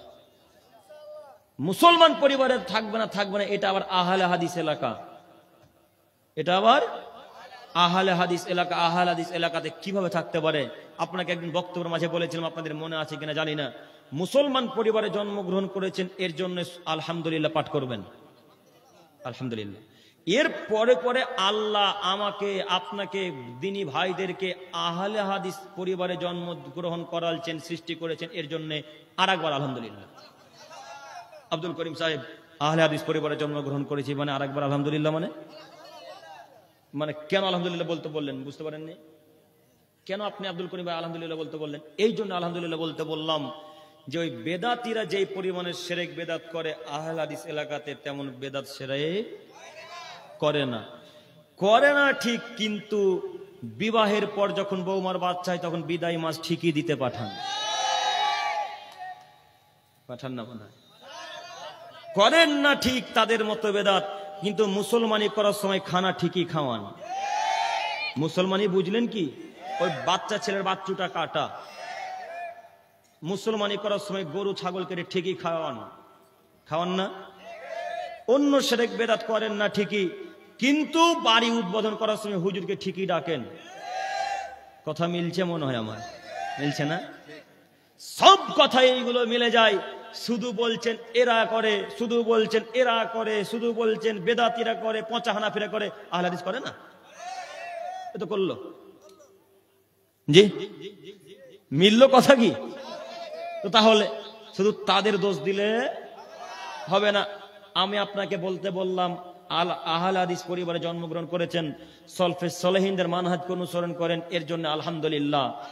কিন্তু আপনাকে বলি, আজকে এখান থেকে অদাবদ্ধ হয়ে উঠবেন যে জিন্দেগিতে আর কখনো মুসলমানি ছেলের দিব না। মুসলমানি দিবেন না মানে মুসলমানি দিবেন না মানে মুসলমানি দিবেন, খানা খাওয়াবেন না। আপনার এই কথাটা কেটে ছেড়ে দিবেন না। আবার আপনাদেরকে নিয়ে খুব বড় ভয়, আপনারা কেটে ছেড়ে দিচ্ছেন। এই কথাটাকে বাদ দিয়ে ছাড়বেন। জি, এখানে একটা কথা শুনেন, মুসলমানি দিতে হবে, কিন্তু ওই খানার খাওয়াবো না ইনশাল্লাহ। মেয়েকে স্ত্রীকে শ্বশুর বাড়ি থেকে বাপের বাড়ি পাঠিয়ে দেবো ঠিক, কিন্তু শ্বশুরের কাছ থেকে মাছ নিব না ইনশাল্লাহ। বাড়ি উদ্বোধন করার সময় হুজুর দিয়ে কোরআন তেলাওয়াত করাবো না ইনশাল্লাহ। পারবো ইনশাল্লাহ? ইনশাল্লাহ, ইনশাল্লাহ। আল্লাহ তুমি আমার দিনী ভাইদেরকে কবুল করে নাও, সকলে বলি আমিন। আল্লাহ তুমি আমার মুরব্বী সাহেবদেরকে কবুল করে নাও, সকলে বলি আমিন। সম্মানিত মুরব্বী সাহেব, সম্মানিত তিনি ভাই, বলছিলাম আহলে হাদিস পরিবারে জন্মগ্রহণ করেছেন, এগুলো থেকে বিরত থাকতেই হবে ইনশাল্লাহ। থাকার চেষ্টা করব না ইনশাল্লাহ। যেহেতু আমরা আহলে হাদিস পরিবারে জন্মগ্রহণ করেছি, আমরা সলফে সালেহিনদের মানহাজকে অনুসরণ করি, তাদের কথা মেনে চলি, সাহাবা ইকরামদের কথা মেনে চলি, সলফে সালেহিনদের আকীদাকে অনুসরণ করি। এই জন্য আমরা এই কাজকর্ম করতে পারি না, করবো না ইনশাল্লাহ। সম্মানিত ভাই, আমি আপনাকে দেখাতে চাচ্ছিলাম শিষ্টাচার। একটু আপনাকে বলতে চাইছিলাম, লোকমান হাকিমের কথা বলতে গিয়ে এত দূর চলে এসেছিলাম, আপনাদের কথা মনে আছে কিনা বলতে পারি না। একটু আমার দিকে তাকান। শিষ্টাচার লোকমান হাকিম তার ছেলেকে শিখাচ্ছে। কে কাকে শিখাচ্ছে বলেন দেখি? লোকমান হাকিম তার ছেলে শিখাচ্ছে, মানে বাপ বেটাকে শিখাচ্ছে। বাপ বেটাকে শিষ্টাচার দিচ্ছে। একটা কথা মনে রাখবেন, আল্লাহ যখন সাধারণ মানুষের কথাকে পছন্দ করেন, আচ্ছা কোরআন মাজিদে যখন কোন মানুষের কথা আল্লাহ তুলে দেন, তখন আপনি কি একবার চিন্তা করেছেন সে লোকটা কত দামি মানুষ? সে লোকটার কথা আল্লাহ কত পছন্দ করেছেন? এতটুকু আঁচ করতে পারছেন কি? সাধারণ মানুষের কথা আল্লাহ কোরআন মাজিদের তুলে দিয়েছেন, একজন জ্ঞানী মানুষের কথা। যদিও তিনি নবী ছিলেন না, যদিও তিনি রাসূল ছিলেন না, তিনি নবী ছিলেন না, তিনি রাসূল ছিলেন না, তিনি নবীও ছিলেন না, রাসূলও ছিলেন না, একজন আমার আপনার মতো সাধারণ মানুষ। তবে তিনি অনেক জ্ঞানী মানুষ। তিনি উপদেশমূলক কথা দিয়ে তার ছেলেকে বলছেন, ইয়া বুনাইয়া লা তুশরিক বিল্লাহ, আল্লাহর সাথে শরীক স্থাপন করো না। ইন্নাশ শিরকা লাযুলমুন আযীম, নিশ্চয় শিরক পৃথিবীর সবথেকে বড় অপরাধ। লোকমান হাকিম তার ছেলেকে বিদ্যা দিচ্ছেন, লোকমান হাকিম তার ছেলেকে শিষ্টাচার শিখাচ্ছেন, লোকমান হাকিম তার ছেলেকে শিষ্টাচার শিখাচ্ছেন। তিনি তার ছেলেকে বলছেন, আব্বু মাজারে সিজদা করিও না, আব্বু মাজারে লাল চাদর বুলু চাদর হলুদ চাদরে টাকা দিও না, আব্বু কখনো মাজারে মুরগি দিও না, আব্বু মাজারে কখনো গরু ছাগল দান করিও না, আব্বু মাজারের কাছে যেও না, আব্বু। এই বিদ্যা কে কাকে দিচ্ছেন? বাপ ছেলেকে দিচ্ছেন। লোকমান হাকিম বলছেন, আব্বু শিরক করো না, শিষ্টাচার শিখাচ্ছেন। আব্বু হাতে বালা পরিও না, শিষ্টাচার শিখাচ্ছেন। আব্বু কান ফোড়ায়ও না, শিষ্টাচার শিখাচ্ছেন। আব্বু পায়ে কালো ধাগা বেঁধো না, শিষ্টাচার শিখাচ্ছেন। আব্বু হাতে কালো ধাগা, তাবিজ ইত্যাদি ইত্যাদি আর কিছু বেঁধো না, শিষ্টাচার। এ কথাই লোকমান হাকিম তার বেটাকে শিখাচ্ছে। আপনি শিখাতে পারেন না মানে? লোকমান হাকিম বলতে পারেন, হাতে বালা পরিও না বেটা। আপনি কি করেন? আপনিও মানুষ, লোকমান হাকিমও মানুষ, আপনিও সাধারণ মানুষ, লোকমান হাকিমও সাধারণ মানুষ।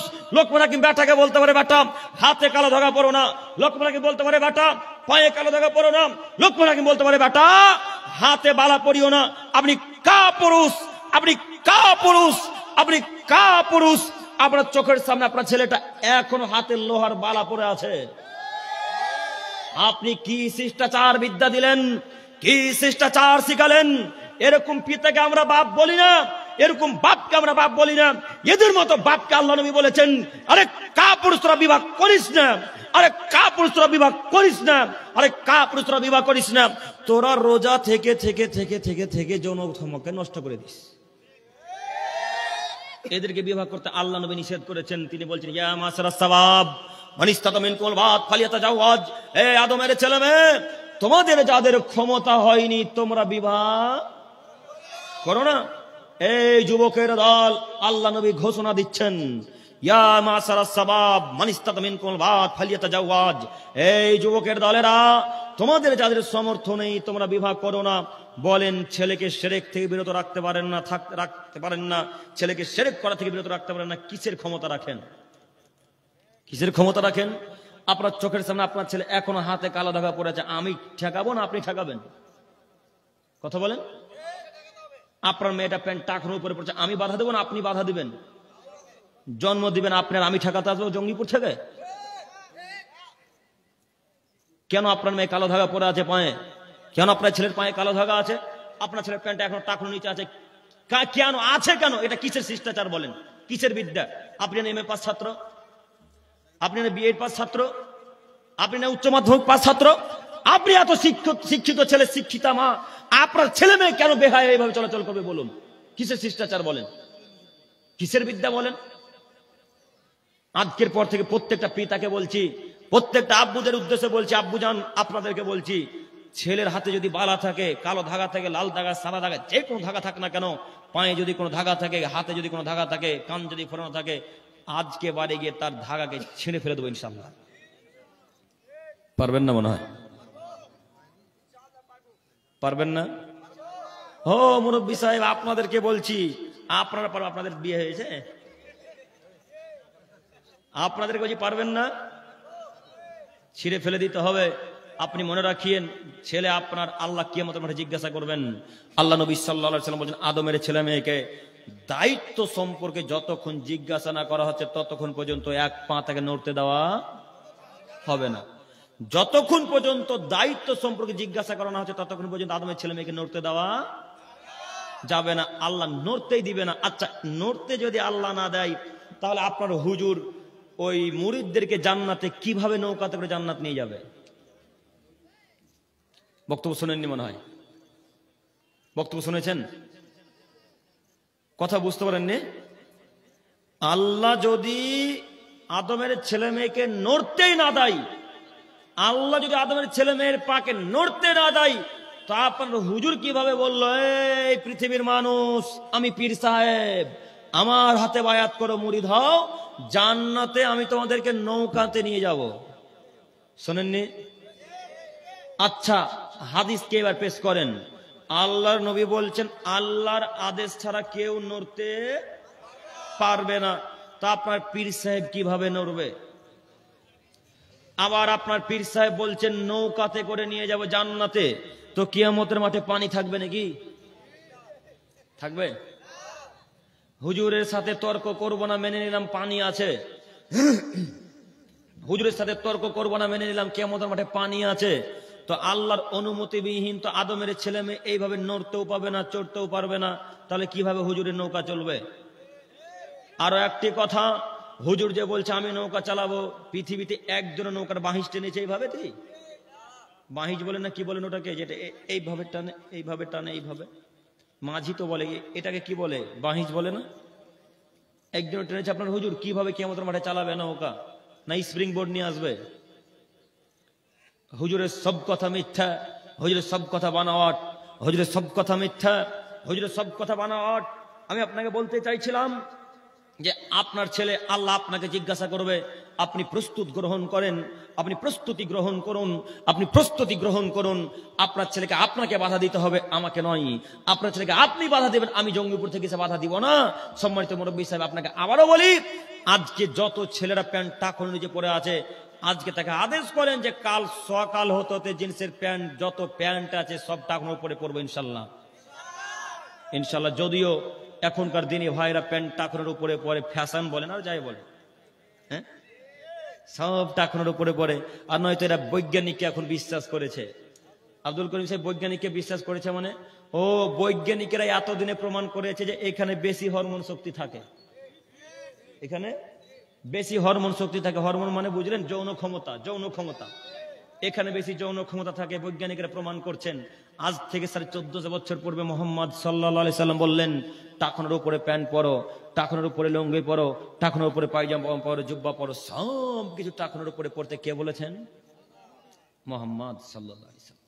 এতদিনে বৈজ্ঞানিক বলছে, বৈজ্ঞানিকের কথাকে হয়তো বিশ্বাস করেছেন। আর আগে যখন আমরা প্যান্ট টাকনোর উপরে পড়তাম, তখন আমাদেরকে বলতো কেমন উচ্ছা উচ্ছা লাগছে। হ্যাঁ, আমি যখন মাদ্রাসায় পড়তাম, পড়তে যখন যেতাম, পায়জামাগুলো এই পর্যন্ত পড়তাম। আর কোনোদিন যদি স্কুল যাওয়ার সময় প্যান্ট পরতাম, স্কুলে আমরাও পড়েছি না, পড়িনি?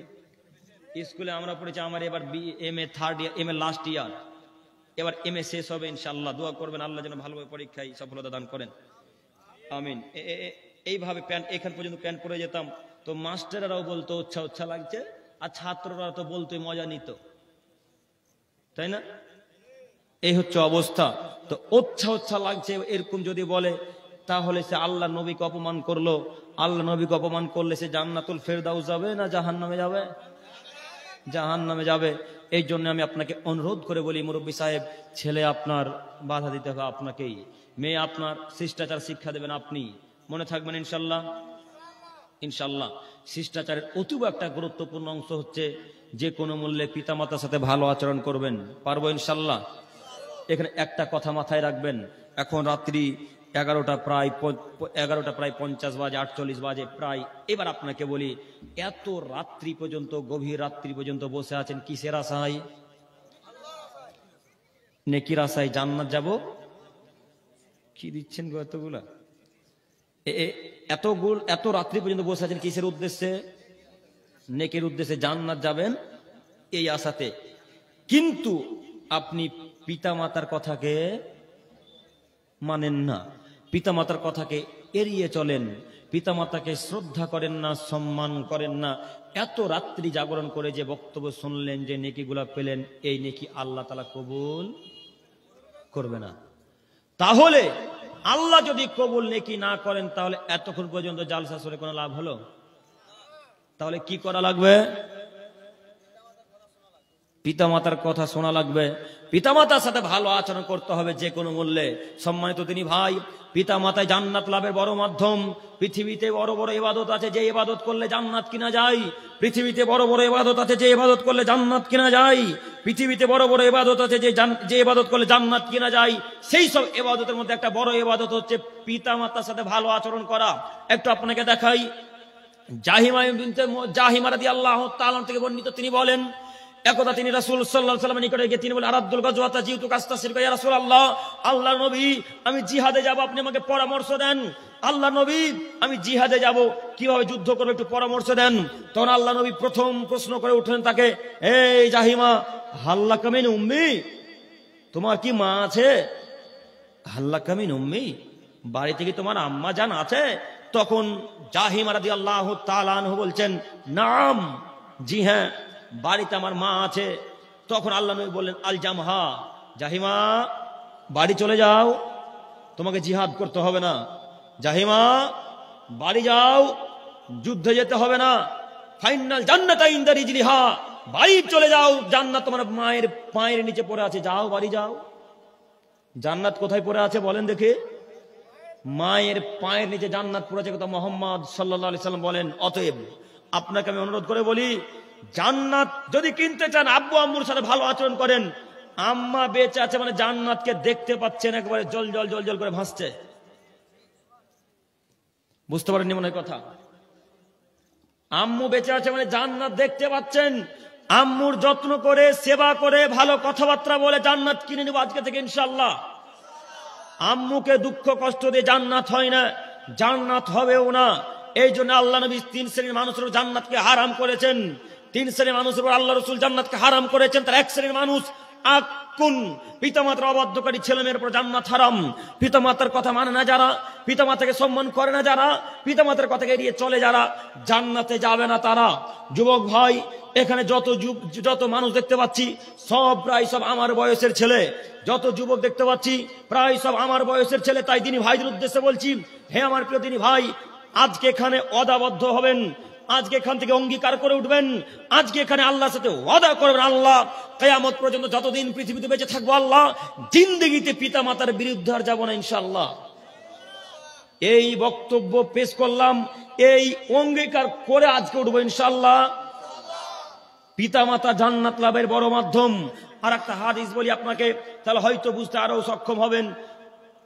মুজাইনা গোত্রের একজন ব্যক্তি রাসূল, মুজাইনা রাদিয়াল্লাহু তাআলা আনহু, মুজাইনা গোত্রের একজন ব্যক্তি রাসূলের নিকটে আসলেন। রাসূলের নিকটে এসে আল্লাহ নবীকে বলছেন, মা হাক্কুল ওয়ালিদাইনি আলা ওয়ালাদিহিমা। আল্লাহর নবী, একটু আমার দিকে তাকান মুরব্বি সাহেব, একটু দেখেন, সময় আমরা শেষের দিকে এসেছি, একটু আমার দিকে দেখেন। আল্লাহ নবী বলছেন, মা হাক্কুল ওয়ালিদাইনি আলা ওয়ালাদিহিমা। আল্লাহর নবী পিতামাতা আমাদের কাছে কি পায়, পিতামাতা আমাদের উপর কি অধিকার রাখে, এ কথা আল্লাহ নবীকে তিনি বললেন। তখন আল্লাহ নবী বলছেন, বলো কি কি প্রশ্ন করেছো তুমি? হুমা জান্নাতুকা ওয়া নারুকা, পিতামাতাই তোমার জান্নাত, পিতামাতাই তোমার জাহান্নাম, পিতামাতাই তোমার জান্নাত, পিতামাতাই তোমার জাহান্নাম। এ হাদিস পেশ করে আমি আপনাকে বলতে চাইছি, পিতামাতার সাথে ভালো আচরণ করবে যে জান্নাতে যাবে সে, পিতামাতার সাথে খারাপ আচরণ করবে যে জাহান্নামে যাবে সে। আজকের পর থেকে আর পিতামাতাকে কখনো দুঃখ কষ্ট দিব না ইনশাআল্লাহ। সম্মানিত যুবক ভাই, আপনাকে আমি অনুরোধ করে বলি, পিতামাতাকে দুঃখ কষ্ট দিয়েন না। আর ওই দিনের কথাটা মনে আছে কিনা বলতে পারি না, কেরালা যদি কাজে গিয়ে থাকেন, দুবাই যদি কাজে গিয়ে থাকেন, সব টাকা মায়ের অ্যাকাউন্টে দিবেন, স্ত্রীর অ্যাকাউন্টে নয়। কথা মনে আছে না? মনে আছে না? আপনাকে আর একবার মনে করাই, অ্যাকাউন্টে টাকা মায়ের পাঠাবেন, তাহলে স্ত্রী যদি পালিয়েও যায় তো টাকা মায়ের কাছেই থাকবে, টাকা স্ত্রী নিয়ে যেতে পারবে না। কথা বুঝেননি? জি। কিন্তু যুবক ভাইদের এমন অভ্যাস, এমন প্রেম পাগলা ও যে স্ত্রীর অ্যাকাউন্টে সব টাকা দিচ্ছে। এমন বউ পাগলা, বউ বলছে যদি আমার অ্যাকাউন্টে টাকা না পাঠাও তোমাকে কালকে তালাক দিয়ে দেবো। এরা পুরুষ হলো, স্ত্রীতে স্বামীকে তালাকে ধমকি দিচ্ছে, অথচ এই তালাকে ধমকি স্বামী স্ত্রীকে দিত। এই ধমকি এখন তারা দিচ্ছে, এই যদি টাকা আমার অ্যাকাউন্টে না পাঠাতে আমার মায়ের অ্যাকাউন্টে পাঠিয়ে যেত, তোমার মাকে থাকা আমি চললাম। তখন এই ছেলেটা তো অন্তর ভয় যে এত সুন্দর বউ তো আর পাবো না, এরকম বউ তো আর পাবো না, না মায়ের অ্যাকাউন্টে টাকা পাঠানো চলবে না, স্ত্রীর অ্যাকাউন্টে টাকা দিব। তখন সব টাকা স্ত্রীর অ্যাকাউন্টে দিয়েছেন, 2 মাস পরে এসে দেখছেন বউ অন্যজনের সাথে চলে গেছে, আর টাকাও গেল, সবকিছু গেল। তো মায়ের অ্যাকাউন্টে বাপের অ্যাকাউন্টে যদি টাকা পাঠান, যদি বউ চলেও যায় তো টাকা কার অ্যাকাউন্টে থাকবে? এখন কথা বুঝতে পারেননি মনে হয়। আর কোনোদিন পাঠাবেন স্ত্রীর অ্যাকাউন্টে টাকা? এই কথা শুনে তো মায়েরা কালকে গাল দিবে আমাকে, আজকে গাল যে থুবে না, এই বলবে খালি আমাদেরকেই বলতে এসেছে কথা মনে হয়। তো সম্মানিত মা বোন, আমি আপনার অপমান করতে আসিনি। যুবক ভাই, আপনাকে আর একটা কথা বলি, টাকা তাদের অ্যাকাউন্টে পাঠাবেন না তার অর্থ এই না যে তাদেরকে টাকাই দিবেন না। এটা বলতেছি কি টাকাও দেওয়া লাগবে তাদেরকে। যদি তাদেরকে টাকা না দেন তাহলে আপনি তার উপর অত্যাচার করলেন, তার উপর অত্যাচার করলেন। আমি কোনোদিন কমেন্ট পড়তে যাই না, তো একদিন আজকে 3 দিন আগে আমার একটা কমেন্ট দেখেছি, একটা মেয়ে কমেন্টে করেছে, একটা মেয়ে, যে এই বক্তাটা শুধু মহিলাদের বিরুদ্ধেই কথা বলে। এই কমেন্টটা এখনো আছে। তিনি বলছেন যে এখনই আকাম হয়ে যেত গো, একটু তাকান। তিনি বলছেন যে এই বক্তাটা শুধু মহিলাদের বিরুদ্ধে কথা বলে, এর বিরুদ্ধে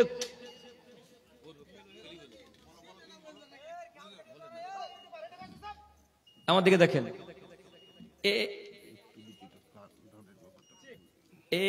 এর বিরুদ্ধে থানাতে মামলা করতে হবে, এই মহিলাদের বিরুদ্ধে শুধু কথা বলে, এইভাবে কমেন্ট লিখেছে। তো আমি পড়লাম, একটু হাসলাম, কিছু উত্তর দিইনি। তো মহিলাদেরকে এবার আমি বলছি, সম্মানিত মা বোন, এবং ওই বোনটা হয়তো আবার আলোচনা শুনবে আমার, ওই বোনটার উদ্দেশ্যে বলছি, সম্মানিত মা বোন, আপনি আমার বক্তব্য আলোচনা শুনবেন। হয়তো ওই অংশটুকুটা ইউটিউবার ভাইরা কেটেছে, ছেড়েছে, কিন্তু আমি আপনাদের বিরুদ্ধে যখনই কথা বলেছি, পাশাপাশি তার সাথে সাথে যুবকদেরকে বলেছি মা বোনকে সম্মান করবেন, বলিনি? সাথে সাথে এ কথাও বলেছি, এই কথা আমি ভালোভাবে জানি যে এই কথা যদি ক্লিয়ার করে না যায় তো চায়ের দোকানে কালকে দুর্নামের শেষ থাকবে না, এ কথা আমি ভালোভাবে জানি। এই জন্য ক্লিয়ার করে বলে যাচ্ছি, সম্মানিত মা বোন, আমি আপনাকে অপমান করিনি। মা বোনদেরকেও টাকা দিবেন, যতটা প্রয়োজন হয় তার বেশি নয়, যত প্রয়োজন হয় ততটা দিবেন। আল্লাহ আমাদের বোঝার তৌফিক দান করুক, সকলে বলি আমিন।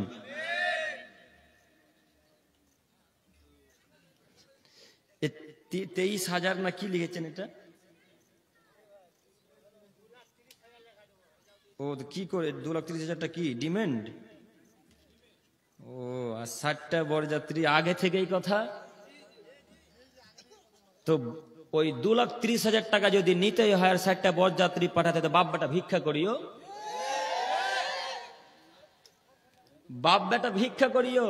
ভিক্ষা করে করে করে করে করে যেদিন 2,30,000 টাকা হবে আর 60টা বরযাত্রীর টাকা হবে, সেদিন বাপ বেটা এই সব টাকা নিয়ে শ্বশুর বাড়ি গিয়ে শ্বশুরের কাছে গরু কিনে ওখানে রান্না করে তারপরে নিয়ে যেল। শ্বশুরের কাছ থেকে টাকা নিতে লজ্জা লাগে না? বেহায়া মানুষ কোথাকার। 2,30,000 টাকা এখানে আছে, হ্যাঁ? আচ্ছা, আপনি যে 2,30,000 টাকা চাইছেন ওই বৌমার বাপের কাছ থেকে, তো আপনার তো বেটি বা কন্যা গেছে, যায়নি? তো যুবক ভাই আপনাকে বলছি, আপনার যেটা দুলা ভাই, আপনারা বহুনু বলেন নাকি বলেন? আপনার যেটা বহুনু, ওই যদি এবার আপনার বোনকে এক লাথি মেরে দিয়ে বলে যে যা ব্রেজা গাড়ি নিয়ে এবার 4 চাকা, এখন যদি বলে 4 চাকা ব্রেজা কোম্পানি চিনেন কি? ব্রেজা 4 চাকা গাড়িটা, এখন যদি বলে যা ব্রেজা নিয়ে আয়, ফরচুনার তো অনেক দাম, এখন যদি বলে যা ওই ডিজার নিয়ে আই, এখন কি করুন আপনি? তখন দুলা ভাইয়ের গিয়ে পাহাড় বা ভাইয়া বহুনু বহুনু আমাদের এত টাকা কোথায় আছে, কোথায় পাবো? তো তোমাদের বেলায় টাকা নেই কাপুরুষ, আর ওদের বেলায় টাকা আছে? হ্যাঁ, কেন 2,30,000 টাকা শ্বশুরের কাছ থেকে নিতে হবে? কেন এতগুলা বরযাত্রীর টাকা নিতে হবে বলুন? নিতে হবে কেন? নিতে হবে কেন?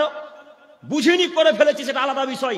এখন তো বুঝেছেন, আবার অনেক এখানে অবিবাহিত যুবক ভাইরা আছে, কেন পাঠাতে হবে? এত টাকা নিবেন কেন? মুরব্বী হিসেবে আপনার দৃষ্টি আকর্ষণ করে আপনাকে বলি, জিন্দগিতে কখনো শ্বশুরের কাছ থেকে টাকা চাইবেন না, বেটার শ্বশুরের কাছ থেকে। ইনশাল্লাহ, ইনশাল্লাহ পারবো, ইনশাল্লাহ, ইনশাল্লাহ। আল্লাহ তুমি কবুল করো, সকলে বলি আমিন। খুবই গুরুত্বপূর্ণ কথা, খুবই গুরুত্বপূর্ণ কথা। বাড়িতে কুকুর পোষা যাবে কিনা?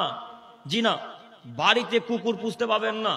আল্লাহ নবী সাল্লাল্লাহু আলাইহি সাল্লাম বলেন, কেউ যদি বিনা প্রয়োজনে কুকুর পুষে, কেউ যদি বিনা প্রয়োজনে কুকুর পুষে, তাহলে তার নেকি থেকে 2 কেরাত নেকি প্রতিদিন আল্লাহ কেটে নেবেন। 2 কেরাত নেকি, 1 কেরাত সমান 1 উহুদ পাহাড়, আর একটা কেরাত সমান আর একটা উহুদ পাহাড়। এতগুলা নেকি। কে মহিলারা? কে? 252 টাকা দিনই ভাই দিয়েছেন, আল্লাহ ওনাদেরকে কবুল করো, আল্লাহুম্মা সাল্লি আলাইহি, সকলে বলে আমিন। তো কেউ যদি বিনা প্রয়োজনে কুকুর পোষে, তাহলে আল্লাহ তাআলা তার আমলনামা থেকে 2 কেরাত করে নেকি কেটে নেবেন। এটা একটা হাদিস। আর একটা হাদিস আল্লাহ নবী বলছেন, তার আমলনামা থেকে 1 কেরাত করে নেকি কেটে নেওয়া হবে। কুকুর পোষা যাবে না। তবে হ্যাঁ, এখানে একটা জরুরি কথা, প্রশিক্ষণ প্রাপ্ত যদি কুকুর হয় তাহলে পুষতে পাবেন। প্রশিক্ষণ প্রাপ্ত যদি কুকুর হয় তাহলে পুষতে পাবেন। প্রশিক্ষণ প্রাপ্ত মানে, প্রশিক্ষণ প্রাপ্ত কুকুর মানে, কুকুরটাকে বলবেন ওই হাঁসটাকে শিকার করে নিয়ে আয়, হাঁসটাকে ধরতে চলে যাবে। ওই কুকুরটাকে বলবেন ওই ছাগলটাকে ঘিরে নিয়ে আয়, ছাগলটাকে ঘিরতে চলে যাবে। ওই কুকুরটাকে বলবেন ওই জমিতে কেউ যেন কোনো পশু প্রাণী মুখ না দিতে পারে, ওই কুকুরটা সারা রাত্রি পাহারা দিবে, সারা দিন পাহারা দিবে। এটা হলো প্রশিক্ষণ প্রাপ্ত কুকুর। তবু এই কুকুর খামারে রাখতে হবে, বাড়িতে নয়। তবু এই কুকুর খামারে, ক্ষেত খামারে রাখবেন। বুঝতে পারেননি? জরুরি কথা ভালোভাবে মাথায় রাখবেন। যদি কুকুর পুষতে হয় প্রয়োজন ছাড়া পুষতে পাবেন না। প্রয়োজন কি? ক্ষেত খামার ছাগল গরুতে খেয়ে নিচ্ছে, কুকুরকে রেখে দিলেন, তাকে বললেন এই এখানে কোনো ছাগল ভেড়া গরু আসবে না, তুই দেখবি। কুকুরটা বারবার পাহারা দিবেন। বিশ্বাস যদি না হয়, আরবের লোকের আইডিতে যাবেন, আরব, মক্কা, মদিনা, কুয়েতের লোকের আইডিতে গিয়ে দেখবেন, যারা ক্ষেত খামারের ব্যবসা করে, তা যারা ছাগল গরু পুষে, তারা মাঠে মানুষ কম থাকে, গরু ছাগল পুষা দেখার জন্য কুকুরকে পাঠিয়ে দেয়। কুকুরকে বলে তোরা দেখবি কোনো জমিতে যেন মুখ না দেয়। তখন জমির আলে কুকুরটা দাঁড়িয়ে শুধু এদিক ওদিক এদিক ওদিক মানুষের মতো পাহারা দিতে থাকে, কাউকে মুখ লাগতে দেয় না। দেখেছেন না? যে এইভাবে কুকুর পুষবেন, তাছাড়া কুকুর বাড়িতে রাখবেন না। এইভাবে যদি বাড়িতে কুকুর রাখেন তাহলে প্রতিদিন 2 কেরাত 1 কেরাত করে নাকি আল্লাহ সুবহানাহু ওয়া তাআলা কেটে নেবেন। বোঝাতে পারলাম কি? জি, আল্লাহ আমাদেরকে বোঝার তৌফিক দান করুক, সকলে বলি আমিন। ফরজ গোসলের নিয়ম একবার তো বলেছি গো। ফরজ গোসলের নিয়ম, একটা আমার দিকে তাকান। ফরজ গোসলের নিয়ম, একটা আমার দিকে তাকান। বড় দুঃখ লাগে, MA পাস ছাত্র কিন্তু ফরজ গোসলের নিয়ম জানে না। BEd পাস ছাত্র ফরজ গোসলের নিয়ম জানে না। মাস্টার, আপনাদের স্কুলের হেড শিক্ষক স্ত্রী মিলনের দোয়া জানে না। আপনাদের এই কলেজের প্রফেসর, হেড শিক্ষক কিভাবে ফরজ গোসল করতে হয় তাই জানে না। প্রিন্সিপাল সাহেব কিভাবে গোসল করতে হয় তাই জানে না। অনেকে আবার প্রিন্সিপাল সাহেব, অনেকে আবার হেডমাস্টার সাহেব। প্রাইমারি স্কুলে শিক্ষকতা করে আপনার ছেলে আজ পর্যন্ত স্ত্রীর সাথে কিভাবে মেলামেশা করতে হয়, কি দোয়া বলতে হয় এটা জানে না। ওর বিদ্যাকে রাখতে এসেছি, মাটির তলে পুঁততে এসেছি। ওর বিদ্যা মাটির তলে থাকবে না, ওর বিদ্যা উপরে থাকবে, ওর বিদ্যা মাটির তলে পুঁতে দিতে হবে। সম্মানিত মুরব্বী সাহেব, 700 টাকা 600 টাকা কামার থেকে একজন মহিলা 600 টাকা দান করেছেন, আল্লাহ তাকে কবুল করে, সকলে বলি আমিন। সম্মানিত দিনী ভাই, বলছিলাম ফরজ গোসলের নিয়ম আপনাকে যে কোনো বলে শিক্ষা বিদ্যা অর্জন করতে হবে, শিখতে হবে। আপনি এমএ পাস ছাত্র, বিএড পাস ছাত্র, ফরজ গোসলের নিয়ম জানেন, এটা কেমন বিদ্যা অর্জন করেছেন, এই বিদ্যাকে ছুড়ে ফেলে দেন। আপনাকে দেখাচ্ছে, দেখুন, স্ত্রীর সাথে যদি মেলামেশা করেন বা যদি নাইট ফলস হয়, মানে স্বপ্নদোষ, যদি নাইট ফলস হয়, স্বপ্নদোষ যদি হয়, তাহলে বা স্ত্রীর সাথে মেলামেশা করে গোসল করবেন। গোসল করতে যখন চলে আসবেন তখন আগে সর্বপ্রথম সাবান দিয়ে হোক, মাটি দিয়ে হোক, এখন তো সাবান আছে, মাটি দিতে হবে না, যদি মাটি দিয়েও করেন কোনো অসুবিধা নেই। সাবান দিয়ে এই নাভি থেকে নিয়ে এই পর্যন্ত লজ্জা স্থানটাকে খুব সুন্দর করে ধুয়ে নেবেন, সাবান মাখিয়ে সুন্দর করে পরিষ্কার করে ধুয়ে ফেলবেন। ধুয়ে ফেলার পর যেইভাবে অজু করতে হয়, যেইভাবে সলাতের জন্য, নামাজের জন্য অজু করেন, ঠিক ওইভাবে অজু করবেন। কবজি, এই কবজি, নাকে মুখে পানি, এইভাবে এক কথায় নামাজের মতো অজু করবেন। শুধুমাত্র 2 পাকে ধুবেন না, শুধুমাত্র এই 2 পা ধুবেন না। যখন অজু করা হয়ে যাবে তখন মাথাতে পানি ঢালবেন, মাথাতে পানি ঢেলে পুরো শরীরকে, অঙ্গ প্রত্যঙ্গকে একবারে ভালোভাবে ভিজাবেন, কোনো জায়গায় যেন শুকনো না থাকে, চুলের কোনো অঙ্গ প্রত্যঙ্গ যেন শুকনো না থাকে। এখন যে শীত, ফজরের পূর্বে গোসল করতে যাচ্ছেন, তখন তাড়াতাড়ি করে গোসল কর, শুকা থাকার ভিজে থাক, হ্যাঁ, এইভাবে চলবে না। ঠিক আর কি বলবো, ফজরে তো আমরা গোসলই করি না, করি? কত বিবাহিত পুরুষ আছে যারা ফজরের সময় গোসলই করে না, ওইভাবে শুয়ে থেকে গেল। তো ওই ছেলেটা আব্দুল কাদের জিলানী হবে না ওই ছেলেটা শয়তান হবে? তাহলে সম্মানিত তিনি ভাই, গোসল করতে যদি খারাপ লাগে, যদি ভয় লাগে, তো রাত্রে মেলামেশা করা লাগবে না, করবেন না, অন্য সময় করবেন। যদি করা লাগে তো ফজরের পূর্বে গোসল করবো ইনশাল্লাহ। পারবো না ইনশাল্লাহ? নিয়মটা বুঝতে পারলেন? কি বললাম? সলাতের নাই অজু করবেন, সলাতের নাই অজু করার পর পুরো অঙ্গ প্রত্যঙ্গকে ভালো করে ভিজাবেন।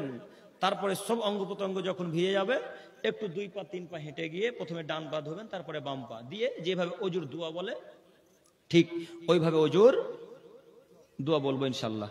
ঠিক আছে? বোঝা গেল না? আমরা আবার বলবো? বোঝা গেছে, আলহামদুলিল্লাহ। হলুদ মেখে বিয়ে করা যাবে, যাবে না কি? হলুদ মেখে বিয়ে করা যাবে কি যাবে না এরকম কথা নয়।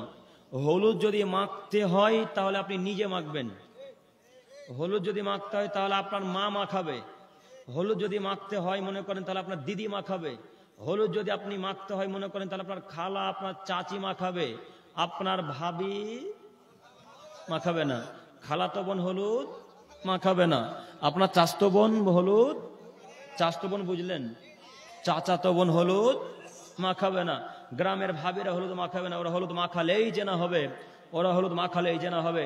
আপনি যদি মনে করেন হলুদ না মাখলে বিবাহ হবে না, তাহলে কে হলুদ মাখাবে? আপনার মা, আপনার বোন, আপনার দিদি, আপনার খালা, নিজের দাদি, নিজের নানি মাখাবে। এছাড়া চাচতো দাদি, ওই নানিরা হলুদ মাখাবে না। মনে থাকবেন ইনশাল্লাহ, ইনশাল্লাহ। আল্লাহ কবুল করো, সকলে বলে আমিন। আসসালামু আলাইকুম। ওয়ালাইকুম আসসালাম।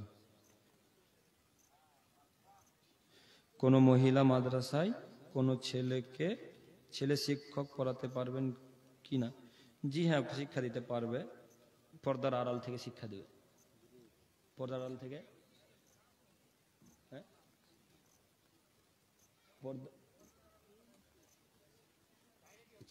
এবার কথা শোনেন, যদি ওরা বালেগ মহিলা হয়, আর যদি বালেগ না হয় তাহলে এমনি শিক্ষা দিতে পারে, অসুবিধা নাই। যদি হাইজ হয়ে যায়, যদি বালেগ হয়ে, পূর্ণ বালেগ হয়ে, তাহলে পর্দার আড়াল থেকে শিক্ষা দিতে হবে। জি, পর্দার আড়াল থেকে। খুবই কঠিন প্রশ্ন করতেছেন গো, চালাকি করে করছেন মনে নাকি, চালাকি করে। তো যাই হোক, যদি এরকম শিক্ষক থাকেন, আপনাদের উদ্দেশ্যে বলি যে যেহেতু পর্দার বিষয়, দেখেন আল্লাহ নবী সাল্লাল্লাহু আলাইহি সাল্লাম খুতবার বিষয়টা, আমাদের তাকান, খুতবার বিষয়টা আল্লাহ নবী বলছেন যে যদি তোমরা বক্তব্যও রাখো তবু মহিলারাকে কিসের ভেতরে রাখো? পর্দার ভেতরে রাখো। তো আমি এখন যে বক্তব্য রাখলাম, আরো বক্তা বক্তব্য রাখলেন, এগুলো সব কি শিক্ষণীয়মূলক কথা নয়? সব শিক্ষণীয়মূলক কথা। তারা কিসের ভিতর থেকে শুনবে? পর্দার ভিতর থেকে শুনবে। তো এই পর্দা ক্লাসে করতে পারছে না মানলাম, তো এই পর্দা তো করতে পারবো। বোরখার পর্দা, পুরুষ শরীর ঢাকা থাকবে, এইভাবে পড়াবেন ইনশাল্লাহ। এগুলো কি করবো স্যার? বলবো না, ডাকবো না, কি করবো? জরুরি ঘোষণা, সাইফুদ্দিন ক্যাশিয়ার সাহেব, আমি যতজনের নাম ঘোষণা করব সবাই এখানে আসবেন ইনশাল্লাহ। সাইফুদ্দিন ক্যাশিয়ার সাহেব, নাজমুল সেক্রেটারি সাহেব, আইজউদ্দিন, আপনারা বসবেন। দাঁড়া দাঁড়া, একটু কথা আছে, বসেন। যাবেন না, যাবেন না, ও চাচা একটু বসেন। আইজউদ্দিন মাস্টার, কি এটা থারভেস্টার নাকি হারভেস্টার বালা? আব্দুর শরীফুল আলী মন্ডল, সারফুল আলী মন্ডল, আব্দুর রৌফ, আবুজার, ইব্রাহিম আলী, তাহির আলী, মিজানুর মন্ডল, মিজানুর, কামরুল হক, ইস্তাব আলী, সৈবুর ঠিকাদার, সুলতান আহমেদ, মৌলানা সাহেব আসুন, মানিরুল ইসলাম পাইকর, আব্দুল মাতিন ঠিকাদার, সাইফুদ্দিন, জহাক আলী, জাহাঙ্গীরে আলম মন্ডল, আব্দুল সামাদ, জাহাঙ্গীর আলম, ইমরান কাপড়ের দোকান, অনেক ব্যবসা। একটু আপনারা আসুন, আপনাদেরকে এখানে ডাকানো হয়েছে, আপনারা অবশ্যই আসুন। সম্মানিত মুরব্বী সাহেব, সম্মানিত দিনী ভাই, জরুরি এখানে আরো একটি কথা। আপনারা অনেকক্ষণ বক্তব্য শুনলেন, আল্লাহ যেন আমাদেরকে সেই মোতাবেক আমল করার তৌফিক দান করেন, সকল বলি আমিন। আর একটি জরুরি কথা হচ্ছে এই যে আপনারা সকলে অবগত আছেন বা জানেন আগে থেকে, যেটা আপনাদের কিসের উন্নতিকল্পে জালসা, কবরস্থান, গোরস্থানের উন্নতিকল্পে জালসা। অতএব অনেক যুবক ভাইরা আছেন, দেখতে পাচ্ছি আমার যুবক ভাইরা, আপনারা সবাই আসবেন, কেউ খালি হাতে যাবেন না, এবং দিয়ে আমার সাথে মুসাফা করে যাবেন ইনশাল্লাহ। কি বলছেন বুঝলাম? ওহো, 5 নম্বরে 6 নম্বরে আবুজার সাহেব, এ কি টাকা আছে? 2000। কি কাজ করেন ভাই? এই মসজিদের বুথের প্রেসিডেন্ট? 2000 করলে হবে? আচ্ছা, দোয়া করি। আচ্ছা, এই 2000 টাকাটা 3000 বাড়ান, দোয়া করে দেবো ইনশাল্লাহ। 3000